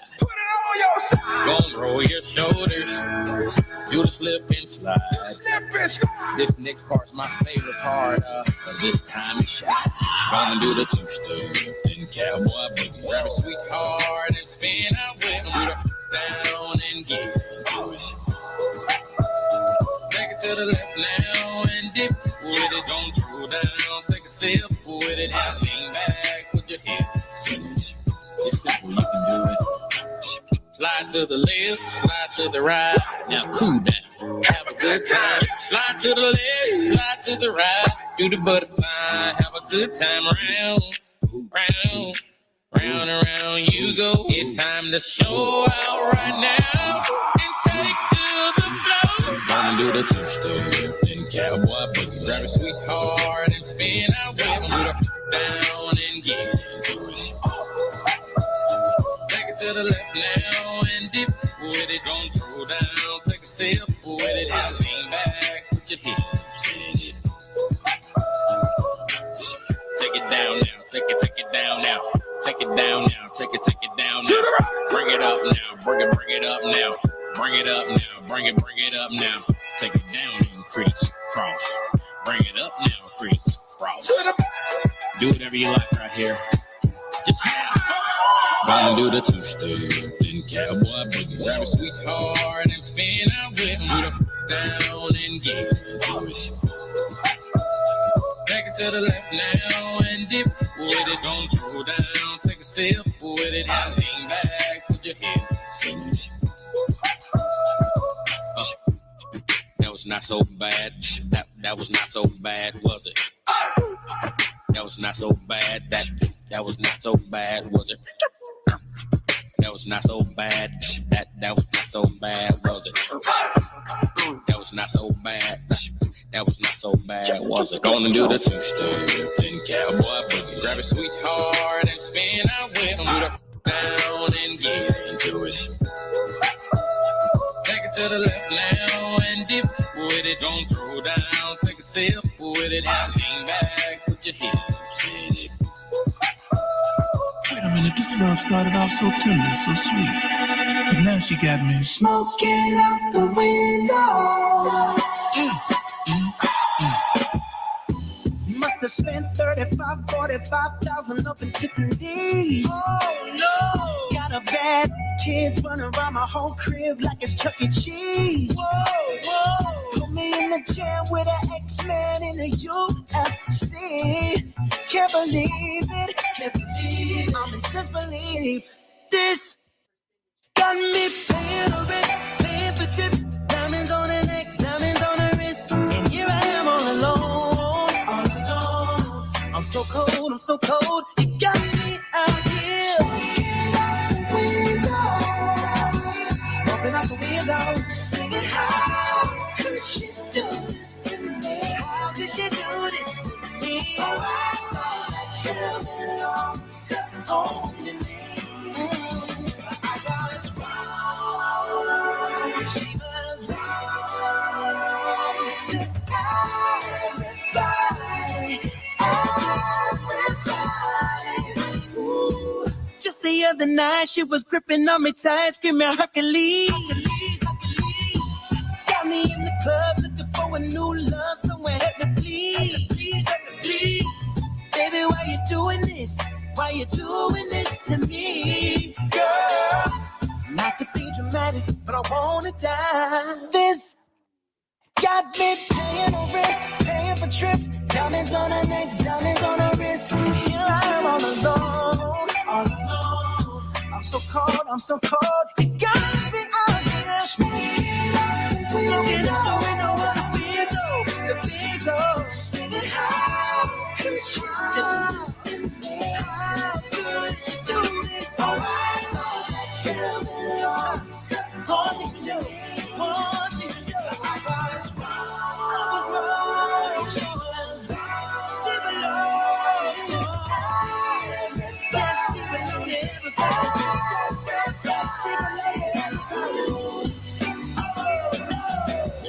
Look here, baby, I hope you find whatever it is that you need. But I also hope that your private is walking around barefoot in these streets. Look out. Girl, it breaks my heart that you ever here with me. Now I gotta give you back to the city. Oh, you got me smoking out the window. Singing, how could you do this to me? How could you do this to me? Oh, I thought that girl belongs to only you. I was wrong. She belongs to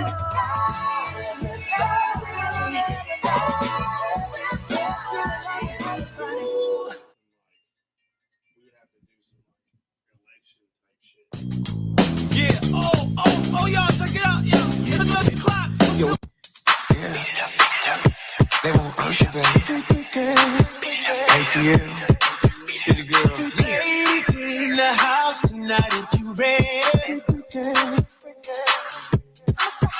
You say that you want good love. Girl, I can give it to you.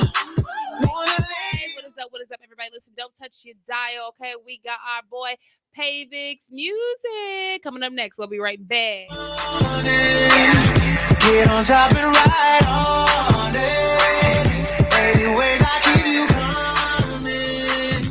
Anyway that you want it. I can freak you in the daytime. If you up for a late night, I'ma let you control it. Any way that you want it, I can freak you.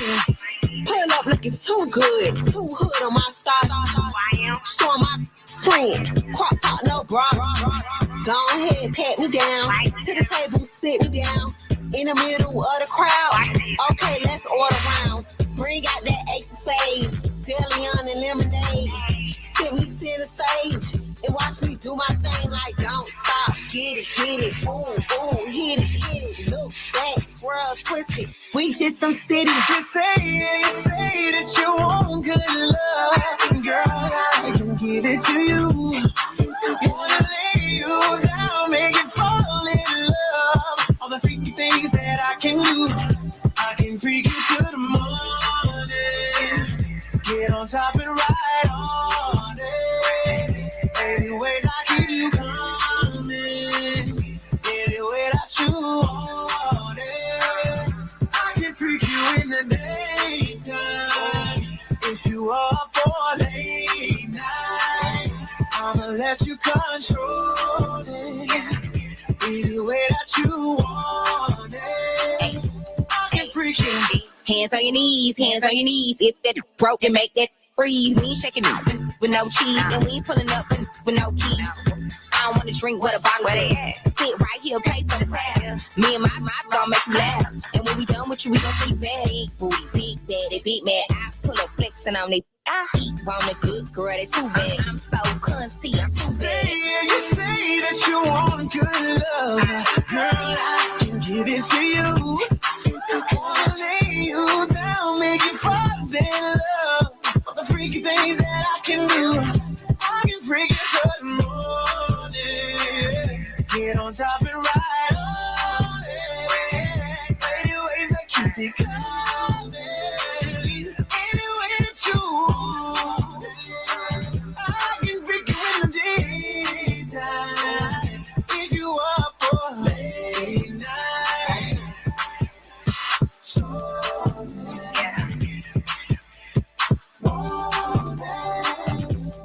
freak ya.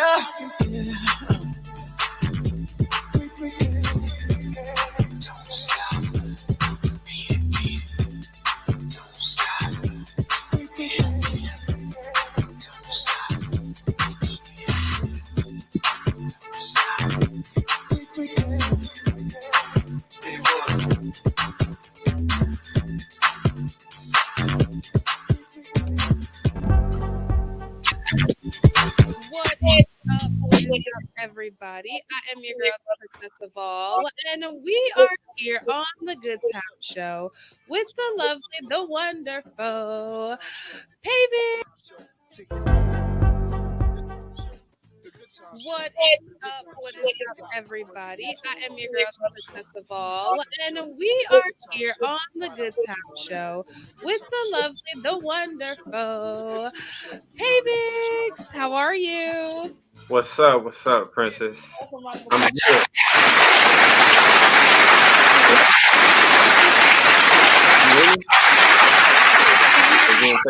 Feedback? Hello? I don't hear feedback. Can you hear me? Oh, yeah, I can hear you now. It was something crazy going on. Okay, see, listen, it is the internet, okay? I don't know what's going on in the world. Right. Even my iMessages today, as I've been trying to send them, like, they haven't been sending. It's just weird. I know, right? It's only a matter of time before it all crashes. No, I hope not. What is up, everybody? I am your girl, Princess of All, and we are here on the Good Tymez Show with the lovely, the wonderful Pavix. How are you? What's up, princess? I'm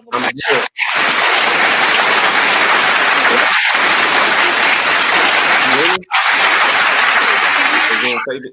Feedback? Hello? I don't hear feedback. Can you hear me? Oh, yeah, I can hear you now. It was something crazy going on.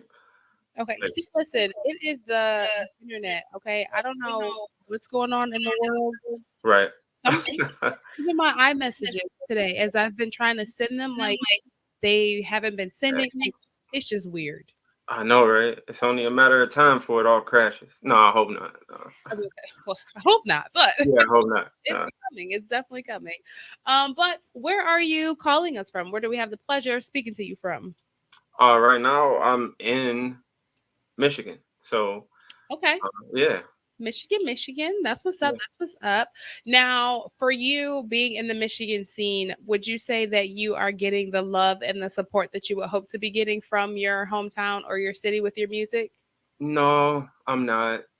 But I don't look at it. I don't down my city.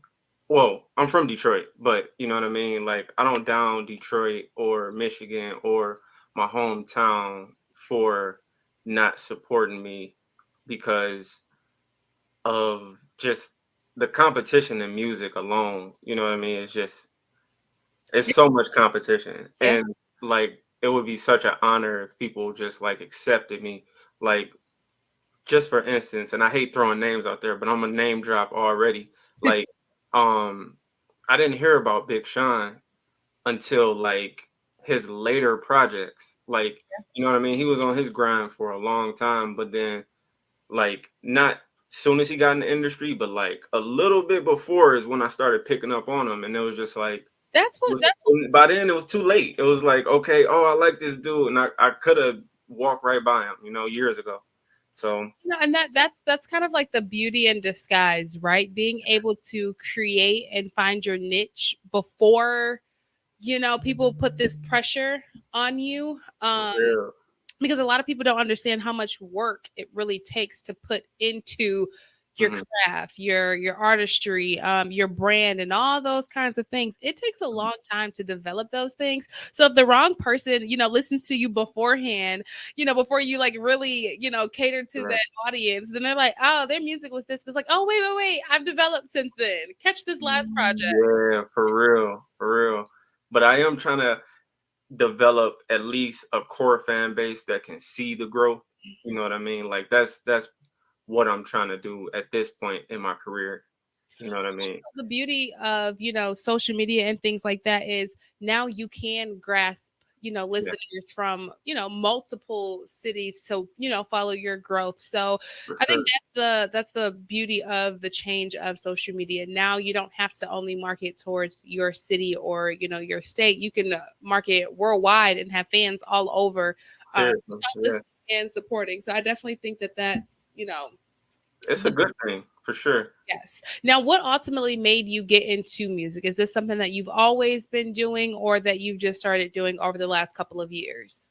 No, no, no. Like, I've been doing music for a long time, and it came with a lot of questions. Like, it took a while for me to get super comfortable with my artistry because it wasn't something that was part of my resume. You know, we all started out young, just doing everything, but um, just being in the car with my homies, they started freestyling. We all started freestyling, whatever. But when it got to me, like something special happened. People they got quiet and they're like, "You got something going on." Like, and I'm talking about 17, 18, 19. You know what I mean? And they like the reactions and that sort of momentum always pushed me forward. And starting out, I had a nice support system, and then everybody started getting older, married, kids, this, that, and the other, and like that started to fade out. I found myself by myself, and I had to reinvent myself. I had to just like you said, so much work came into it, but I'm doing it for the fun now. So it's That's awesome. yeah. Anytime you do it for the fun, I feel like that's more of a joy because when you do it for the money, that's when you can be sold, and a lot of different things happens at that point. Now, what would you say sets you aside from all the other artists? Like, what stands you out? Like, is it your lyricism? Is it your wordplay? Like, what would you say is like your niche that makes you stand out? um I think it's my wordplay. Like, if we talk, see, I can answer this question a bunch of different ways because like my wordplay is what got me the recognition. Like I was saying, like I use punchlines, I use schemes, I use like multi syllables. I Okay. do a whole bunch of other crazy. Like I know the science behind hip hop. I really know the science behind it, and I've studied all the greats. But ultimately, when it comes down to my real artistry, like what makes me different is the fact that I can do it all. Like I don't just rap. I don't like I can make beats. I engineer. I make artwork. I do my own videos, and like everybody don't know that. So this is why this interview is so important to me because it's like everybody don't know that I am the total package. Like, you know what I mean? So The uh quadruple threat. oh yeah, for sure. But I love the rapping the most. The rap when it's time to, you know, say something, that's my Now, when thing. you say you produce, what would you say is your favorite song that you've produced so far? Honestly, I like Drawbridge, but like everybody don't gotta like it. I like it because it's in key, and the artist that I'm working with, Danielle Halaba, she she made sure it was in key, the way she sung it and everything, and just like the sample that was used, and just like the horns going off, and just the drum pattern. I used like three different drum patterns, and like people don't know, like I produced that song and engineered it and like wrote it and all that stuff, and just like you know it's something that you gotta see. So I'm just telling you about it, but like I wish people could see it. Like I gotta get some cameras rolling or something. That is the hard part. I feel like with this generation, I've been doing radio for 14, almost 15 years now. Congratulations. Thank you. And in starting off, we didn't really record or like keep track of the things that we did. You know what I'm saying? It I'm wasn't like saying, time stamping, but now in this day and age, it's like yeah, everything needs to be time stamped yeah, or it didn't happen. Like if it yeah, was a picture, it never happened. And it's like, Yeah. those moments, like you said, you'd have to just see me in the studio, Yeah. mixing and producing. But it's so hard to sometimes get out of your own head and be like, hey, let me film myself doing this, because I like to consider ourselves like the OGs. We're so used Sure. to just doing it. I ain't got time to pull out my phone. Let me just get it done. Without a doubt. And like that's what happened with my career in general. Like I wasn't always Pay Vix, you know what I mean? Like I was a bunch of different names before I decided to say like, all right, let me make something that's different. And then like I had albums recorded.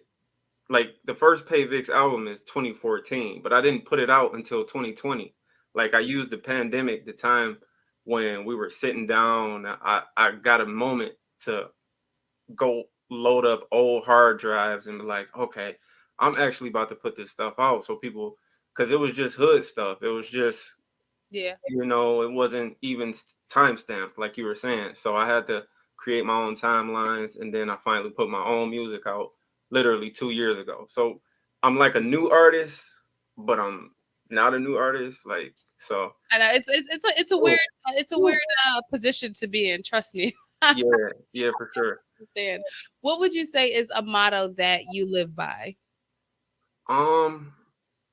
Just keep moving forward. Like, stay positive, keep moving forward. Um, I don't really have a specific motto. Um, that's pretty much it. Okay. And that's to me a huge motto, because if you never think about moving forward, you're going to constantly be going back, Yeah. living in the past on the what I did and not creating more of what I've done. Yeah, for sure. Like it's important to concentrate on the forward part. Like Yes. just keep moving forward. Like that way. So the two singles that we have, Drawbridge and Queen, tell us a little bit about those singles and how they came about. Drawbridge. That is like you could take it how you want to. Like it's a breakup song, but it's more of like a message in terms of the saying, people burning bridges. You know what I mean? Like people burn bridges. And like this is basically like taking it, like beating the person before you get to cut me off or before we go bad. Let me just raise the drawbridge. So like we don't get a chance to burn these bridges. I'm gonna just make a move where, like, I don't know, I'm making it more complicated than what it is. I'm sure you get it, but like No, I thought it was a witty way to not burn a bridge. Like nobody spoke on, hey, what if I just raise this bridge? You can't even burn it. You know what I mean? Like so it's just like a step up, like a you know. Sometimes taking a break, like lifting the bridge, could just be a break. You know what I'm saying? Before it gets to that point, let's, like you said, so many people need that, just that idea to be like, how about I just take a step back, or that is very true. Taking a step back could really help you out in the future. Mhm. Now what about the song Queen? Queen, that is dedicated to a couple different people. You know what I mean? Like, it starts off with a skit from my mom.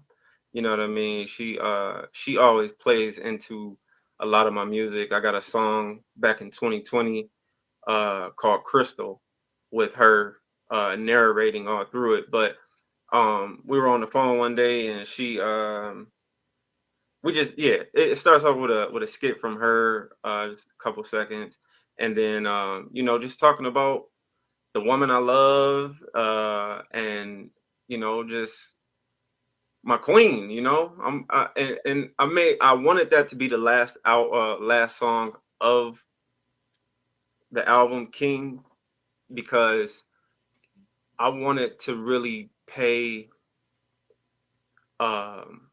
like respect to women. Like I'm making a song about being a king, but I wanted to not forget about women, you know what I mean? Because like, and I wanted to shoot a dance video to this, like, so bad, because people don't know how much Music fun. coming out for these anytime soon? I need to. People don't know how much fun I had just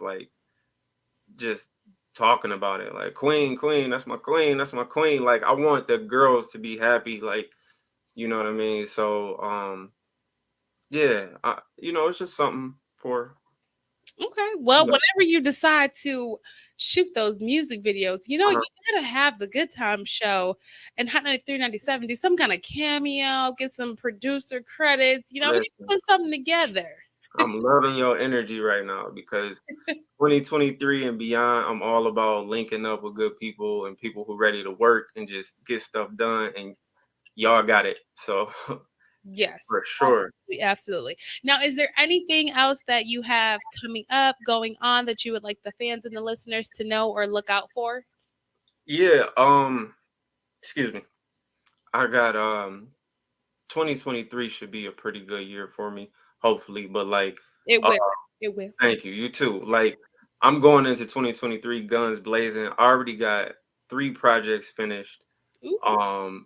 And the first one should be coming out in January. Like, I don't know if it's coming out early January, mid January, or late January, Okay. but it's coming out in January. And then I've been working with a couple different producers, and we got another project coming out. I'm thinking around May. I've been working with RJ Lamont. I don't know if you know who RJ Lamont is, but shout out to him. We got a project locked in. And then October, I'm thinking I'm dropping one in October. But like I said, I got 3 projects already just locked and loaded. So I'm just trying to like make sure they come out right because I got to get my visuals together. And like you said, it's just a lot of work. And I'm just like, Definitely keeping up the work and putting out great work. That's all that matters. Now, give out your social media, websites, everything so people can stay up to date and stay in contact. And when those projects drop, they know where to follow you and where to find them. All right. Well, follow me on Instagram. That's where you probably go get the most accurate information. And it's at Payvix Music, PAYVICS Music. And I'm on Twitter, I'm on Facebook, Snapchat, SoundCloud, all of that good stuff. Like I'm pretty much everywhere, YouTube under Payvix Music. And like just shout me out, holla at me. I'm ready to work all the time. I'm in the studio every day. And you know, it is what it is. Let's go. I'm here. Gotta show some love. Well, listen, we are super excited to have you on the show. You definitely got to come back when all of those projects drop. We got to have it here first on the Good Time Show. I'm marking you to it. This is our timestamp. Let's go. Oh, this is the timestamp. This is our timestamp saying that when those projects drop, you got to bring them back here on the Good Time Show. All right. I look forward to it.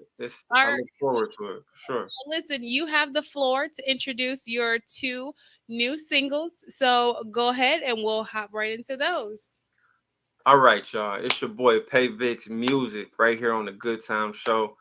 And I want y'all to check out my new single, Drawbridge, featuring Danielle Hollabaugh. And also my new joint, Queen, off my album King, streaming everywhere. Go get that right now. Perfect. Don't touch it down, y'all. We'll be right back.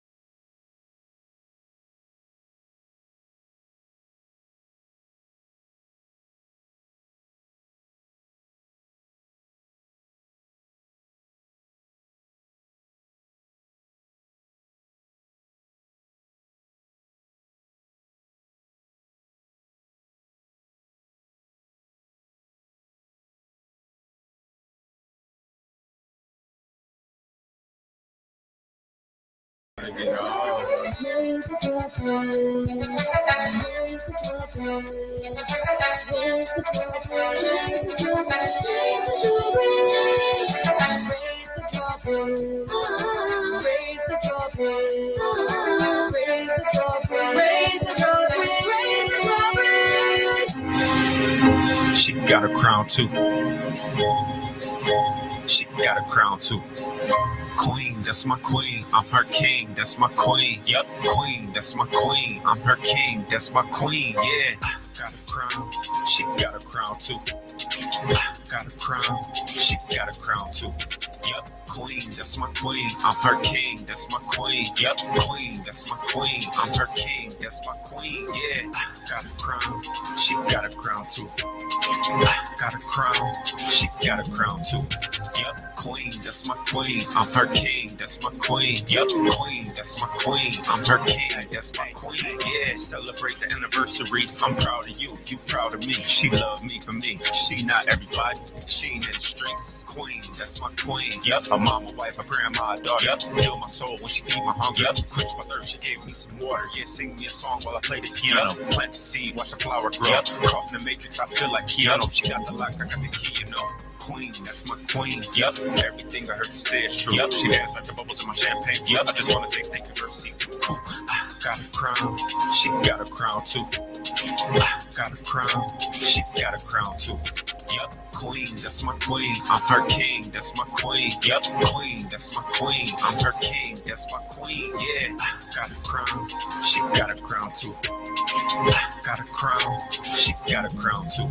Yep, queen, that's my queen. I'm her king, that's my queen. Yep, queen, that's my queen. I'm her king, that's my queen. Yeah, sweet 16, one night at the prom. Spark your interest, light up a bomb. Access credit, got the juice like palm. I put you on the song, hear your voice run around. I guess you could call that holy mantra. Yeah, you a queen like Cleopatra. Not even Miss Cleo to predict this after. Set it off just like Cleo's actor. Cleo Tifa, pleased to meet you. Really good pick, but you think it's Easter. Sing this tune in a higher key. She got the highest rank in the hierarchy. In the monarchy, like a monarch butterfly. Jealous in the palace like monarch. Other guy. Met a world peace, met a dad, met a verse, met a mom, met a dad. Let love, met a verse. Music is my first love. Yep, so you know exactly where my heart is. I can't choose between the two. You know how hard it is.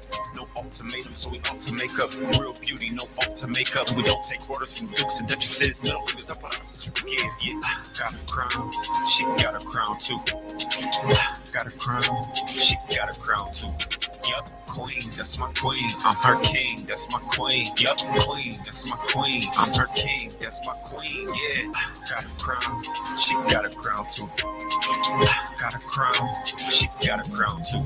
Yep, queen, that's my queen. I'm her king, that's my queen. Yep, queen, that's my queen. I'm her king, that's my queen. Yeah, turned up off the edge, sharing. You give me the shivers, give me the shivers. You're not a taker, you a giver. Yep, anything she want, everything that I give her. Fly you to Venus like King Richard. Give you the sun, moon, and the stars. Respect each other's space. You know, women from Venus and men are from Mars. In this cold world, would you give me a hat? Would you give me a scarf? Would you inspired from when we were drunk to write these sober thoughts? Yep, I work so hard, you work so hard, I work so hard, you work so hard. How did this happen? What do I say? Destiny, maybe it was fate. Got a crown, she got a crown too. Got a crown, she got a crown too. Yep, queen, that's my queen. I'm her king, that's my queen. Yep, queen, that's my queen. I'm her king, that's my queen. Yeah, got a crown, she got a crown too. Got a crown, she got a crown too. Yep, queen, that's my queen. I'm her king, that's my queen. Yep, queen, that's my queen. I'm her king, that's my queen. Yeah.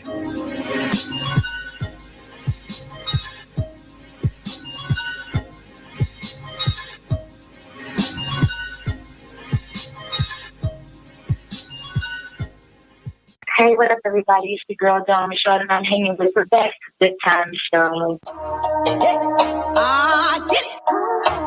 Yeah, I get it. Yeah, I get it. Yeah, I get it. Yeah, I get it. Yeah, you ain't nothing but a dog. Play it, I get it. Frog, play it, I get it.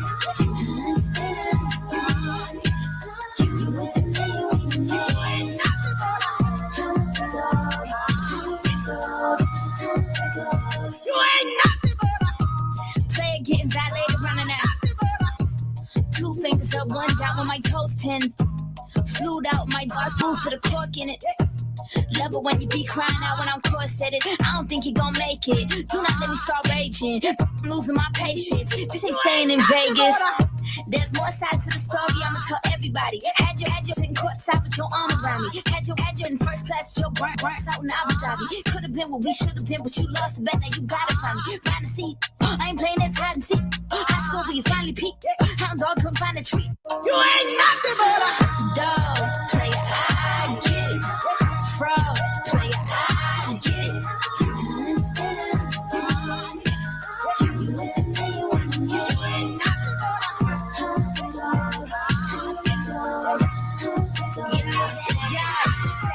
I get it. I know you got some other you want it. I get it. You needed someone that could prove you wrong, so I reckon you leave all of your problems at the door to my city. You gon' need to tell my brothers where you from, and I admit it. I still got empathy, and you gon' feel it for 2 weeks when I release you in them streets and keep my meaning discreet. Keep the cleaning, my jib and put that Yeezy in your teeth. Let my D's off they leashes if you even think to speak. I'ma give a whole new meaning when you said you live in a dream. We could keep that sleeping, you gon' laugh at all your G's. Count them sheep. Talking about Z. R.I.P. Dog player, I get it. Fraud player, I get it. You understand. You with the man you want to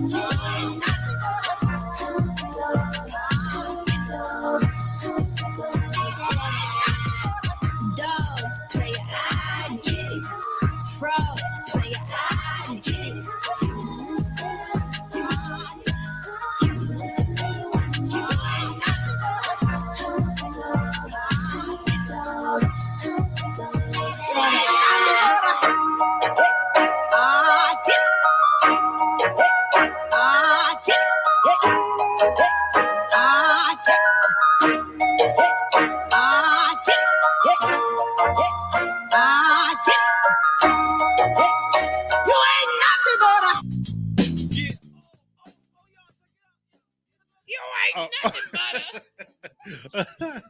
Dog.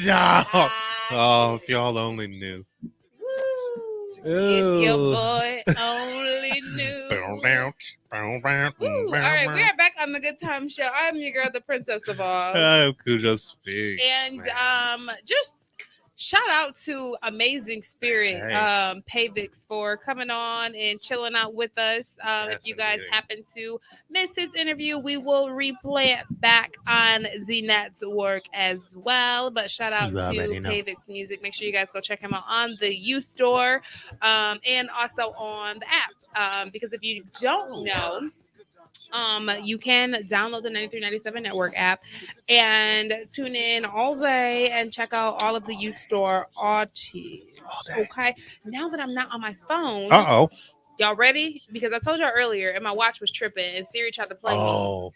Because I was on the watch. So now here's a moment in time where it's either, you either look vindicated Siri, I'm gonna beat or you look extra. Okay, I'm not a liar. All right. Hey Siri, play Hot 93.97 Network on TuneIn. See, she always asks me to do playing something. you. All right, I unlocked it. Hey Siri, play Hot 93.97 Network on TuneIn Radio.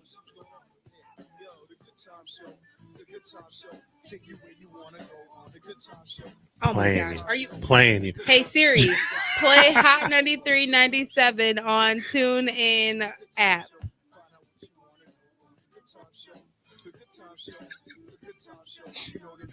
The people on radio can hear me wheezing. Look, hold on. Don't play me. Don't play me because it's playing. I don't. It's playing. Is my volume up? Is it my though? Bluetooth? Is it though? Oh. Hey! See? Look at that. Now, here's the question. Do you have to have the TuneIn app Yeah. I don't already know. on your phone? I believe so. Because if you don't have the app, then she can't. She's going to be like, I don't have that app on your phone. which is why when I said it on my watch, I don't have the That is that TuneIn I couldn't app find. on my watch. I only have the TuneIn app on my phone. So again, all you have to do is be like, "Hey Siri, play Hot 93.97 Network on the TuneIn app." I couldn't. Now she See, this is why we don't typically do things live in studio. Exactly. Y'all heard the first time. Hey Siri, play Hot 93.97 on the TuneIn app. You know why? Because I said Hot 93.97 Network, and that's not what it's called on the TuneIn app. I What just is it read called? what I said. It's just Hot 93.97. Oh. That's why. Okay. Hey one more Siri. time. Hey Siri, play Hot 93.97 on TuneIn Radio. Shabooyah. There we go. Booyah. Oh, you know you Still gotta overpaying for a razor. You know you I was gotta like, hear, that ain't me. You know you gotta hear ads. Who you got on this station? You know you gotta hear ads. See, your content will start shortly. That's if pretty you guys fire. ever are on the TuneIn app, you know, anytime to tune in, you gotta. That's how you know you gotta made watch it. Your app. You know you you made it your when ad. Siri pull you up. Exactly, but Mama, I was saying it wrong the first time. That's why it wouldn't pull up. See, boom. See, don't say it wrong. You I gotta was write saying out a Hot script. 93.97 Network, but Loser. it's just Hot 93.97 on TuneIn. Loser. How's anybody supposed to find us if you can't find us? Because you even said it wrong. I know. I'm we sorry. We need like a cue card for. Baby, I'm sorry. No, the only sorry song that counts is "Sorry for 2004" by Ruben Studdard. Oh, I thought you were going to say it. Huh? I want to know what you thought I was going to say so I can say that next time. This is my sorry for 2004. And I ain't going no more. That's going to be our insider. Every time it's going to go like that. And no one's going to know what we're talking about because it's a UNI. I don't know. Dallas Cowboy fans might take that offensively because their kicker missed like 4 field goals in one game. How do you miss 4 in one game? In a playoff game. Luckily for them, they still won. Who's in the Super Bowl this year? We don't know yet.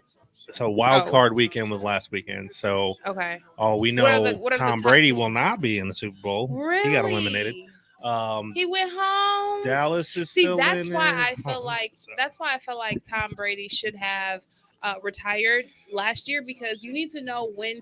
What they say, you got to know when to hold them, know when to fold them. Like he tried to get one more in, and you lost. He lost. You lost. Coming back, and you got a divorce. Yeah, this season ruined everything for him. I think it ruined his legacy. Well, hey, can't really ruin Now you're stuck at home alone with your bone, with no woman, no meals. Now, Joe, let's not get it twisted. It's Tom Brady. If he wants a woman, there will be a woman at his house. For sure, but still. Maybe not. I was thinking about this randomly, and it's strange that this came up because just me being me, I'm like, everybody's like, oh, Tom lost this, Tom lost that. What if he ain't want to be married to her no more anyway? What if it was his idea? That could be why he went back to play. That's what I'm saying. She could have gave him an ultimatum, and he was like, I don't care about this enough. Fathom being at home with her for an entire football season. So he's just, I'm going back to work. That's true. Sad. That is true. And you never know. I mean, here us normal civilians think you got millions of dollars, you rich, you famous, nothing ever bad could happen to you ever in life. Welcome to the ring of life. Who knows if he's happy or not? So you must be famous. What's the playoff picture looking like? And this is why this isn't what I wanted to see. Oh my God, I'm on TV. Welcome to the field of lights. Yeah. Okay, so in other news, Cowboys, Bengals, Giants. I don't know what this is. Bills, Jaguars, 49ers. Is the Lions in it? Unfortunately, no, because now here's why. We did our job. Now, y'all know I was not the only person to hear that. Oh, I heard it. It legit sounded like it was in here, though. I will say that. Oh, that was outside. Okay, I thought that was indoor. Oh, See, we that's outside. the only thing about like our studio now being with this window because we hear stuff from outside, and it sounds like it was pregnant. It gets a to little me. choppy. I don't Gets a like. little choppy sloppy. Okay, so divisional round: Jaguars and Chiefs, Giants and Eagles, Bengals and Bills, Cowboys and Niners. 49ers. That was the All Kipper Knacker 49 team. of them. Yep. Look, they should have brought him back. Yeah, unfortunately, that's a no-go. They should have brought him That's back. just like everybody saying that anybody in jail for weed should be let out because now it's legal. So, I mean, but they should. Tanjus, Yeah, I'm just what's saying. up, Sir Tanjus? Good to see you, man. I'm Thanks for just checking in. saying. A lot of things that should be are not going to be. So, That is true.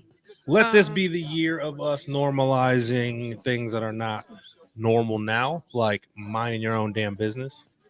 That part. Not letting your family walk all over you and be toxic. That part. What up, though? You know, Tom, just when I think of you, I always think of Cotton Eye Joe. Tanjus. Yes, That name it's a just good kinda friend of makes mine me- from way back in the day. Tanjus makes me scream. I don't know why. Like, I'm sure he's heard that plenty of times. Okay. I don't remember what grade it was that he did Cotton Eye Joe hula hooping for a talent show. I think it was like elementary. I think it was elementary school, and for some odd reason, I will never forget that.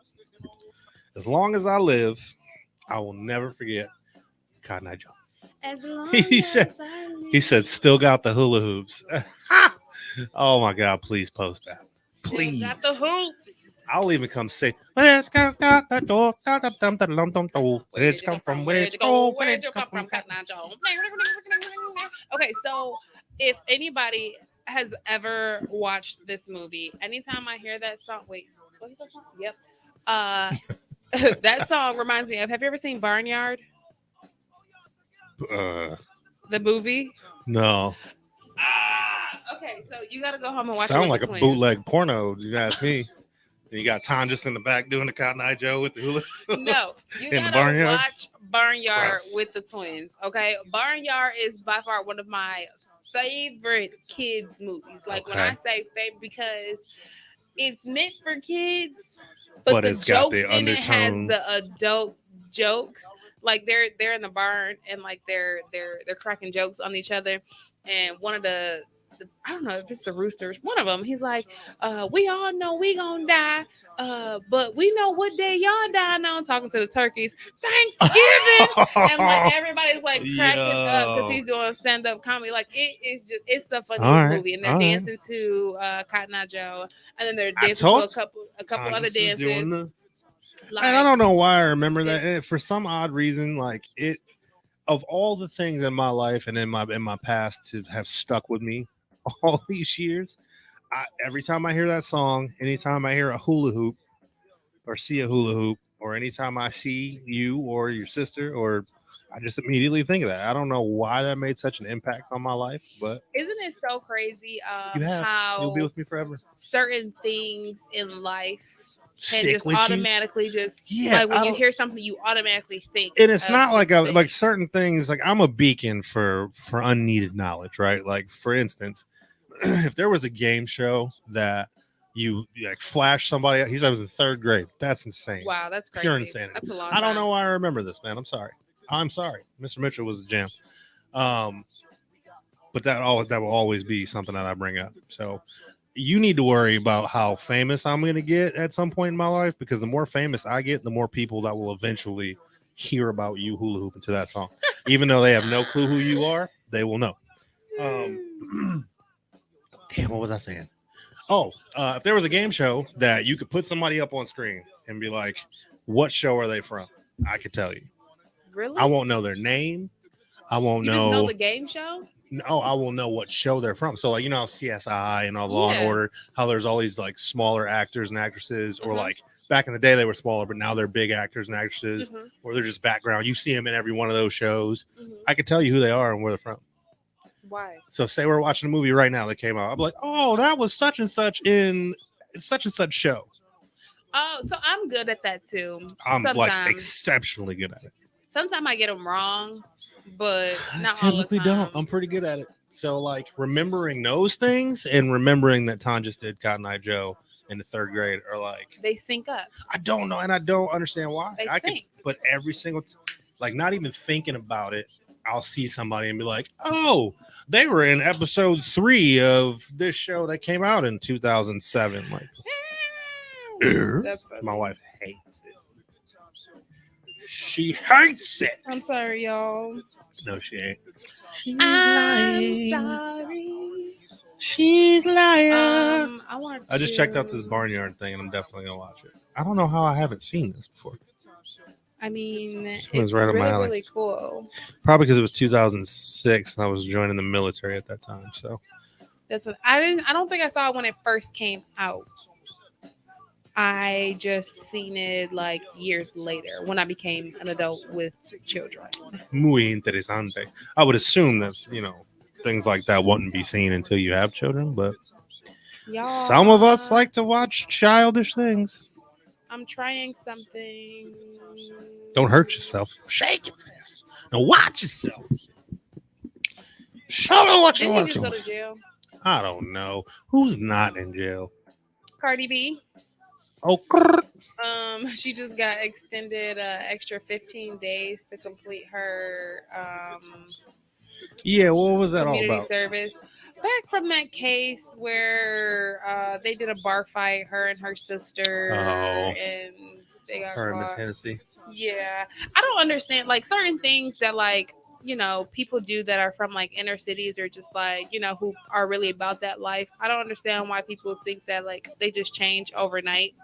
So with that whole situation, I'm not saying that she was right, but her first intentions was to react like she would have back in her heyday, and she had to learn like you cannot continue to make those decisions when you make more money. So I mean, it's just a lesson learned. You know what I'm saying? I'm not gonna shame her for it because I mean we've all had that mindset of I'm gonna get this person to beat you up. You know what I'm saying? Because you're upset and it's out of anger. Yeah. Does it make it right? Does it make us human? Yes, For sure. but it doesn't make it right, and she's learned from it. So I mean, she got to do her 15 days. I mean, but she touts the whole "I'm rich, but I'm still ghetto" thing anyway. So it is on par with her brand. Exactly. I think that's retarded. Sorry for using that word, for lack of a better word. It's not very intelligent to, especially when you got money and you got that kind of notoriety, especially Cardi B. Yeah. Everybody on the planet knows who you are. So when you out somewhere, you are a target. You put your hands on somebody or even speak the wrong way to somebody, and they're coming after your brand. Unfortunately, that is very true. And that's what sucks about the position that we're in, because of course I want worldwide notoriety of our show, when I want our show to flourish and grow and all that. But do I want that kind of notoriety? You know what I mean? It's different, I guess, though, too, because there are people who are incredibly famous that don't have to deal with the kind of surroundings and people that like Cardi B would have to. Or and that's always the thing that like I look at and that I love, and a lot of people in our career fields don't always pay attention to. Like, okay, don't get me wrong, it's okay to be in front of the forefront, but when you look at a lot of these owners or part owners or big stakeholders in a lot of these positions of algorithm text and all those things, we don't know what they look like. We don't know what their family looks like. We could walk past them and not have to hound them or not feel like, oh, we're gonna use them as a threat to do this. But when you are in the forefront, you are putting your life on the line for lesser. You know what I'm saying? I mean, you're more exposed, but you're making less money. And it's it depends on what, because we talked about this last year, actually not so long ago. It depends on what genre of being out there you're in. So if you're associated with like the rap game, right? No matter if you're in the media of the rap world or what it is, like you're associated with that world, there's a level of danger that comes with it. That's true. For instance, academics, right? If you guys don't know who academics is, he is a I don't want to call him a journalist. I don't even want to call him a host. I don't even know what to call him anymore. He used to be like us. He had a show and whatever the case may be. If you watched Migos, actually no, I was Budden, but he was there. There was an award show where Migos and Joe Budden and Academics and all got into some beef, and that was really the last time I saw him like doing anything on carpets or anything like that. But he does have like I think he's got a Twitch show now.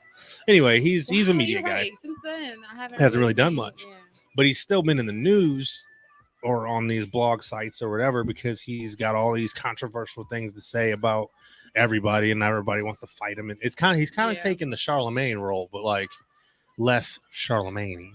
Like I feel like Charlemagne doesn't necessarily intentionally belittle people or like start drama. He just kind of says whatever. Yeah. I feel like Academics is somebody who tries to poke the bear and get the reaction. But like him, he's in the hip hop genre of our field. So a lot of people end up having beef with him or wanting to fight him or wanting to pull up on him or wanting to do all of that kind of stuff. For me, I don't want that. You know what I'm saying? I don't want to have to run, duck, or dive. I got a bad back. I can't be running from nobody. That's very true.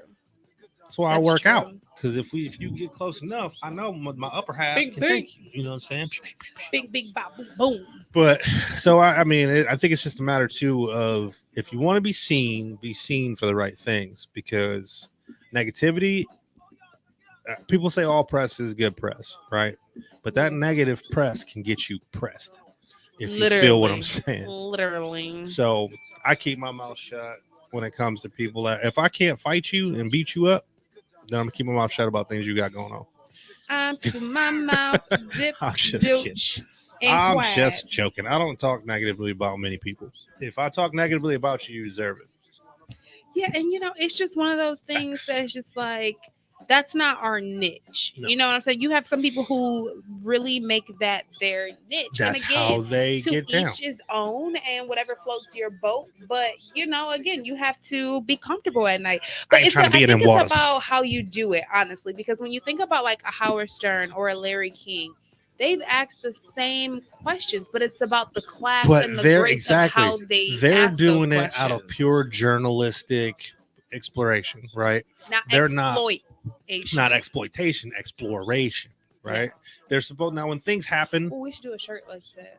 Yeah. Exploration versus not exploitation. I like that. Because there's a difference in asking somebody and then putting somebody on blast. What's the first show you think of? Not to put shows on blast. You ain't even got to say the name out loud if you don't want to put them on blast. Z? No. Did you say Z? In it. It's the end of. Yeah. Yeah. That's the biggest exploit over Explore. Yeah. It used to be D. Yeah. Name. Yes. Yeah. But see, we're talking in code. And the funny thing is, we actually understand what we're saying. The point being is, I think the. And I'm right here on it. I think it's our fault. I always go back to blaming us as consumers because sites like that are only popping because of that's what we want to see. And I say we as the masses. Like if stuff doesn't float. Not necessarily us. Stuff doesn't float unless we hold it up. For me, honestly, unless it's something that's like world and everyone's talking about it, I can't tell you when the last time I watched the news. And I don't say that to say like, oh, I just don't watch the news because I don't care. It's not the fact that I don't care, but I have to, we as humans have to protect our peace. And sometimes watching the news can be very daunting. Like it could be very nerve-wracking, very scary. I mean, you're hearing about murderers and killings. Don't get me wrong. I check my weather because I want to know what I'm dressing like, but I have the weather app. Facts. I don't watch the news for the weather. I have the weather app. So I do have a local station that I watch that I actually like a lot because I feel like they, for one, they're all local for the most part. They have segments where they do national stuff, but they're mostly all local. And this specific station has a really big focus on making sure not everything is doom and gloom. Okay. Like the personalities on there are lighthearted, they're funny, they're very real. They're less fake, I think, than a lot of other news affiliates and whatnot. They even have an entire show that comes on in the morning. That's all fun and like there's no terrible stories and it's just all fun and yeah. See, I think I got to get more into the news anchor shows. I'll tell you exactly which one to watch.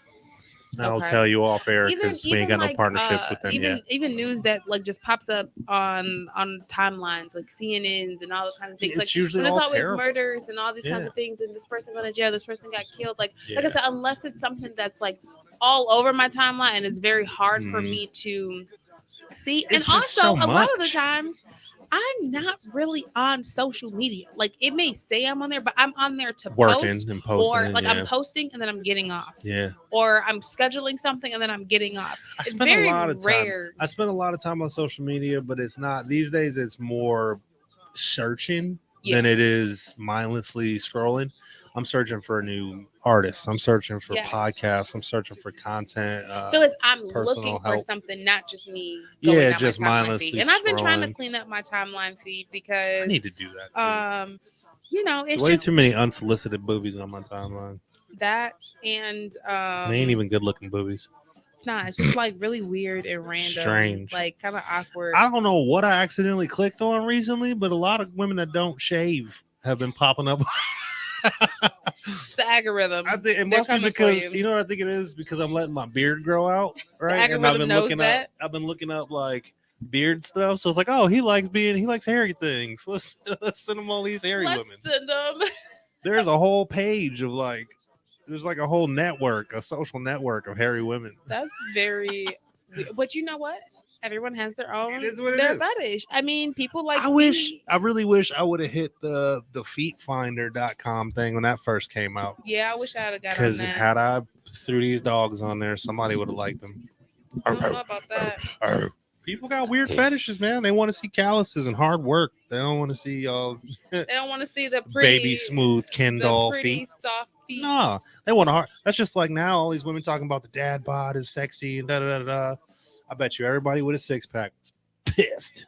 I've been in the gym starving for years. For all the wrong reasons. Losers. And they're looking for some good meals. Turns out all you had to do was be a good dude and feed your family. And, Plot twist. That is kind of backwards, though, because these women want a man with a dad bod, but they don't want to date a single dad. Yeah, they want a dad bod, not a daddy. They want the man who's attached to the family, too. And I was just talking to my mom and my dad about this, and I was just saying it's so crazy how for men, if they have a pudge or something, it's the dad bod. But for women, it's just, oh, you're out of shape. Or like weight. For men, they call it the get money belly or like the get money gut. And for women, they just call it muffin top. Like you need to lose weight. That's because we made all that shit up and it caught on. And y'all were like, cool, I'll rock with it. See, again, it's about the audience. So there was enough women on this planet that were like, yeah, we think that's sexy. Let's lift that up. And they lifted it up to where it is now. Well, can we lift up I've seen there's a movement of women the identity of she I love them. Been doing business with them for a very, very long time. They are very prominent in promoting body happiness and loving yourself however you are. So I will say that there are people that are trying to make it the new norm. Lizzo is trying. So now let me get back into unpopular opinion territory here. There is a big difference in my mind between body positivity and complacency and obesity. Let me say that again. Look, my pause due to poor connection. Nah, you. No, the I'm connection is like. Nah, I'm gonna wait till this comes back. There's a difference. I understand. I fully understand being body positive. I do, 100%. But that doesn't mean that a lot of people who are claiming body positivity are unhealthy. If you're healthy and you're a bigger human being, cool. If you don't care to lose the weight because all of your innards are healthy and you're happy and you can breathe just fine and you're all good, cool. It's your body, do you. I agree with you. But that's just like, me as a we can't promote unhealthiness Right. and make it like it's cool because complacency is the biggest. I think complacency is one of the biggest killers of people on the planet that we're not talking about. Yeah. Because even as a recovering alcoholic, I was so complacent in my drunkenness, and there were so many people that were like, yeah, man, if I had to go through what you're going through, I'd be drinking all the time too. So that allowed me to continue to do what I was be in doing. that funk. Right. Yeah. So there's a lot of very unhealthy, very big men and women on this planet that are like, I love who I am. I love my body. I'm this, that, and the other thing. And I'm not that's, gonna change it for nobody. right. That's protecting them in their ways and enabling them to continue. It's being an unhealthy enabler, behaviors. Right. and a lot of times we Right. allow people to be enablers. You know what I'm Facts. saying? Or we enable ourselves into We something. rationalize things into an enabling situation. For example, I've been on my fitness workout kick since the new year. That was my goal. This is my 3rd week of meal planning, and it's really easy. It is. mean, actually, it's not easy. Literally, what day was that? Sunday when I meal prepped. I was in the kitchen from 3 p.m. to like 8 o'clock. Ooh. Yeah, it takes some time. And when I tell you, my legs felt like I had did a workout, and I did work out earlier that day. But it's harder for that day, but it's easier throughout the week because I don't have to worry about it. I was just gonna say it took you 5 hours on that one day, right? But also, I wasn't just meal prepping just for me. I was meal prepping for my whole entire house. Right. You know what I'm saying? So now I'm cooking warm meals. imagine every day if you were to cook every day, it take about an hour, hour and a half per day. Cooking. So you're just doing it all in one day. It might take you a minute. With me meal prepping, this is the 3rd week, and I always hit a pivotal moment in each month where I don't want to work out, and that is when Mother Nature decides to slap me in the face. And normally I give myself an excuse. Oh, don't work out, eat whatever you want because you feel this way. Right. But this week of this month, and I said, I'm not going to do that. I'm not going to fall into that because why am I going to give myself an excuse to eat bad when I know I don't really need it? I don't really want to. And I'm only going to be upset at myself for doing this. I was in the line and I saw a pack of Ferreros. And I was talking to myself and I'm like, don't you do it. Get that pack of Ferreros, girl. I mean, you crave it. I mean, it's chocolate. Every girl eats chocolate during this time. You've been working so hard. You deserve this. You deserve it. But then a part of me was like, okay, if I eat that pack of Ferreros, what else can I eat my dinner? Like, can I do this? So I was like, I'm not even gonna do it. And I came here and I ate some nuts and some. Hey, wait a minute. I ate some peanuts and like my little trail mix and my little, baked chips. But I was like, one of the Tejada boys just joined as soon as you said, and I ate some nuts. I'm surprised you didn't comment. Me. I ate some nuts. But it goes to say, do not give yourself that self-doubt to make you do something that you know you're going to regret later. Yeah. Like, don't psych your mind out and be like, oh, it's just this one time. Because just this one time is why people are in rehab. Unfortunately, the dopamine release from doing that thing that one time usually outweighs how proud you are of yourself if you don't do it. Yeah. You know what I mean? And it sucks. Like, just as we were having this conversation, right? So, in case you guys don't know, I am currently in a boatload of pain. Happens to me quite often. Like, if you saw me walking around, like, I look ridiculous. Maybe we need to get you a wheelchair. I almost brought my cane. Why didn't you? Because I figured I'm sitting a lot. I don't really need it. Because as soon as you open up the door, when you open up that door, you know that door creaks. It would have creaked, and all you would have heard was click, click, click. Plus, it's not. I don't think it's so bad to where I needed it today, but I definitely almost brought it. So in my mind right now, I'm going in between, do I go to the gym still or do I give myself some rest, which I barely could get off the couch. When's the last time you went to the gym? This weekend, I think I went. But I've been in so much pain that I've been like, I can't. So even when I'm in this much pain, a lot of times, and you can ask Mark just joined, you can ask Mark.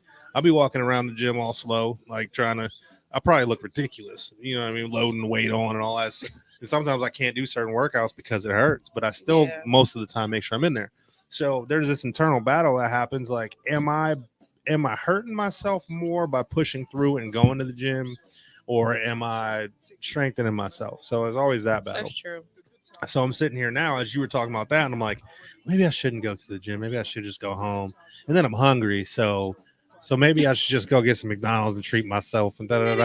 And then I'm like, I guess I should go to the gym. Like I brought my stuff to go, and it just depends on when I get up. How do you feel when you stand up? So, just a quick tutorial on what this has been like. 2008, I got hurt in Iraq. I got medevaced home. It was an ankle thing, and then 2 years later, after all these surgeries I had, ended up having back issues. Went to the surgeon for the first time in 2010. So I've been dealing with this for about 12 years. I've done physical therapies. I've done nerve ablations. I've done epidural steroid injections. I've had surgery. I've done traction. I've done acupuncture. I've done done yoga. It all, Mark. Like all of the things that people can suggest. I've pretty much done them all. And I've had multiple doctors and surgeons tell me, well, unfortunately, where your back is at, I wouldn't suggest surgery. You're gonna have to just deal with it. There's gonna be good days, and she literally looked me in my face, a couple of them.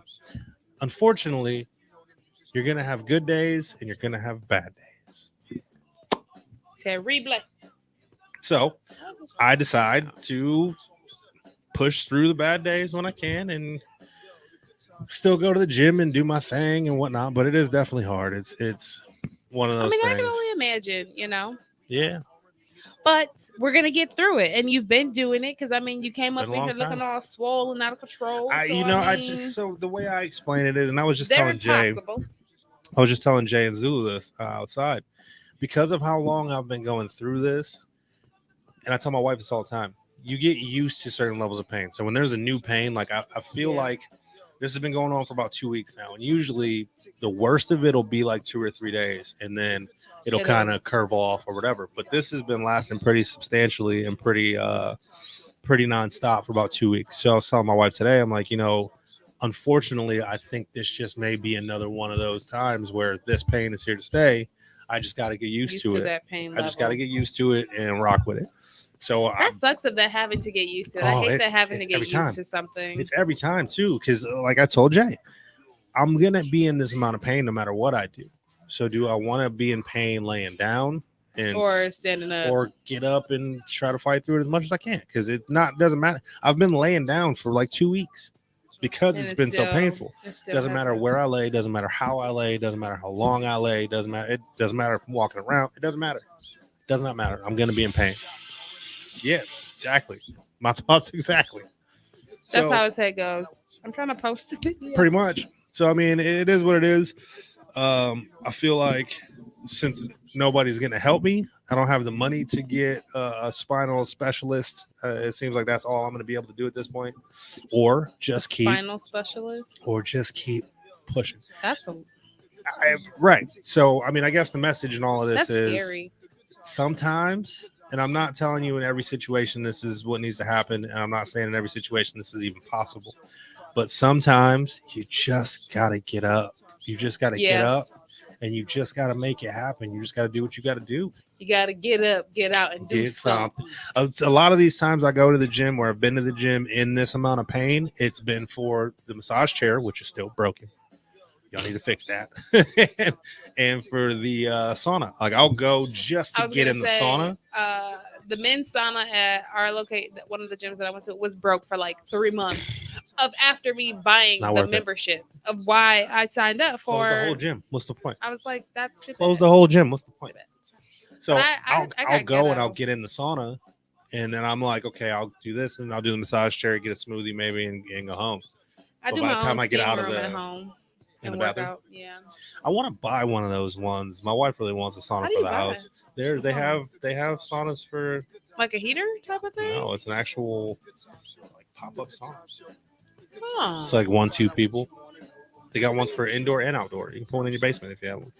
I need to look into that. Right. It's like just a couple thousand. I think I looked into one. It was like $3,000. Saunas used to help my breathing so much. Everything. Like, oh my goodness. Helps everything. So amazing. Especially for me because I have really bad, well, I won't say really bad, but I have arthritis in my spine as well. Yeah. So around this time of year, my pain always gets really bad.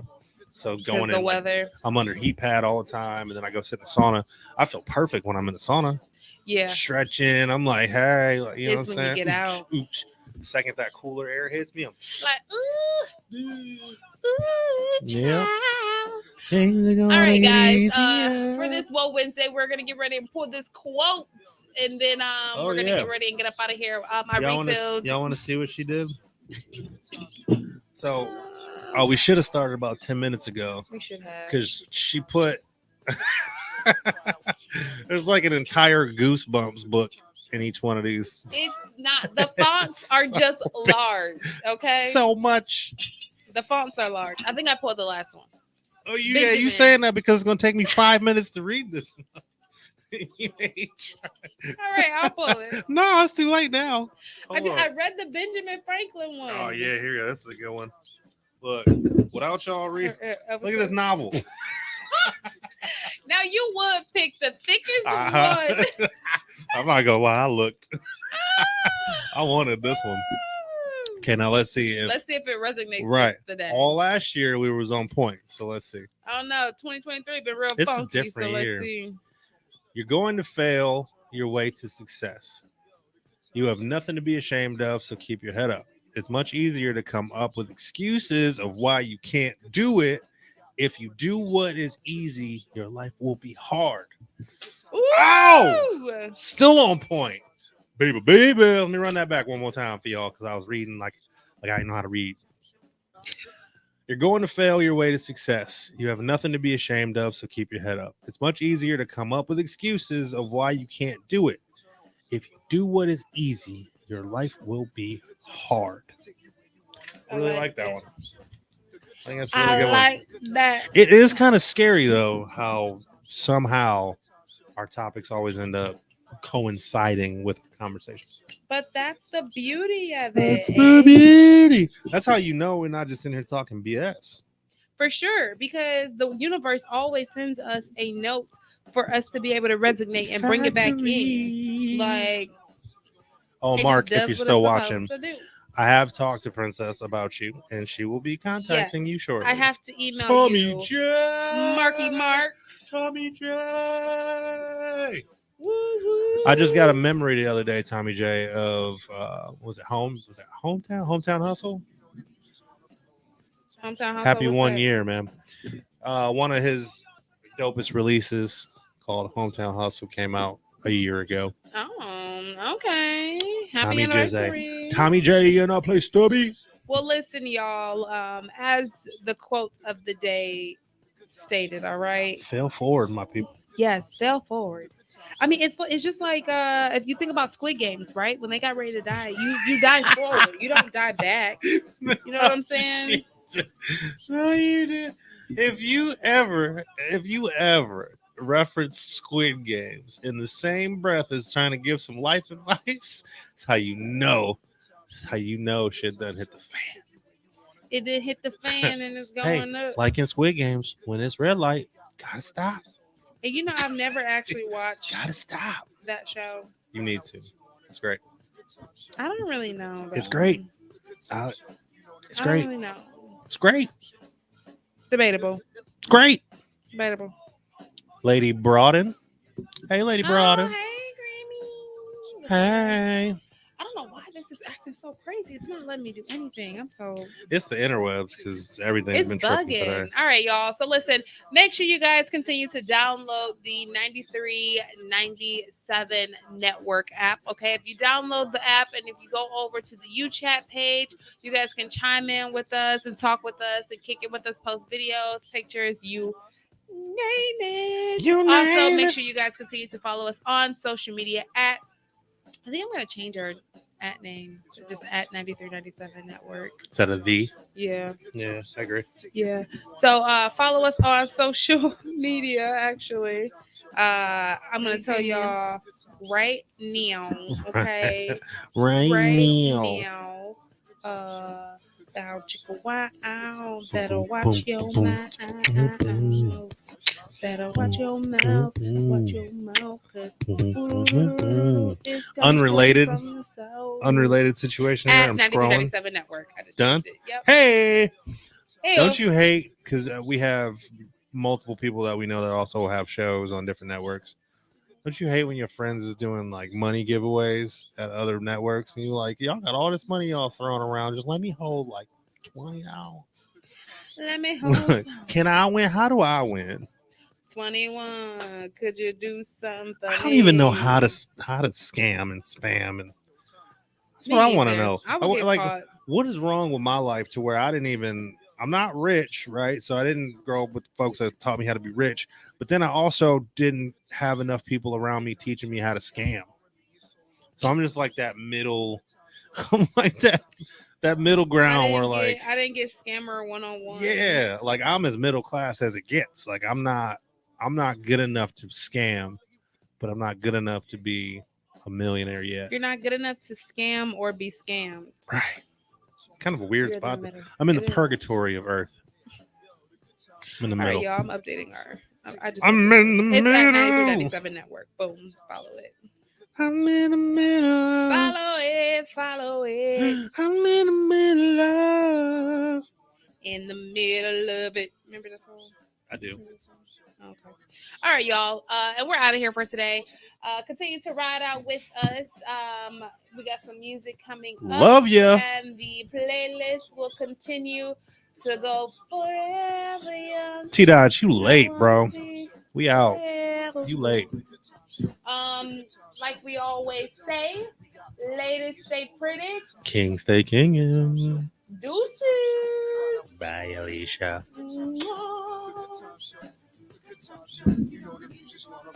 The Top Show.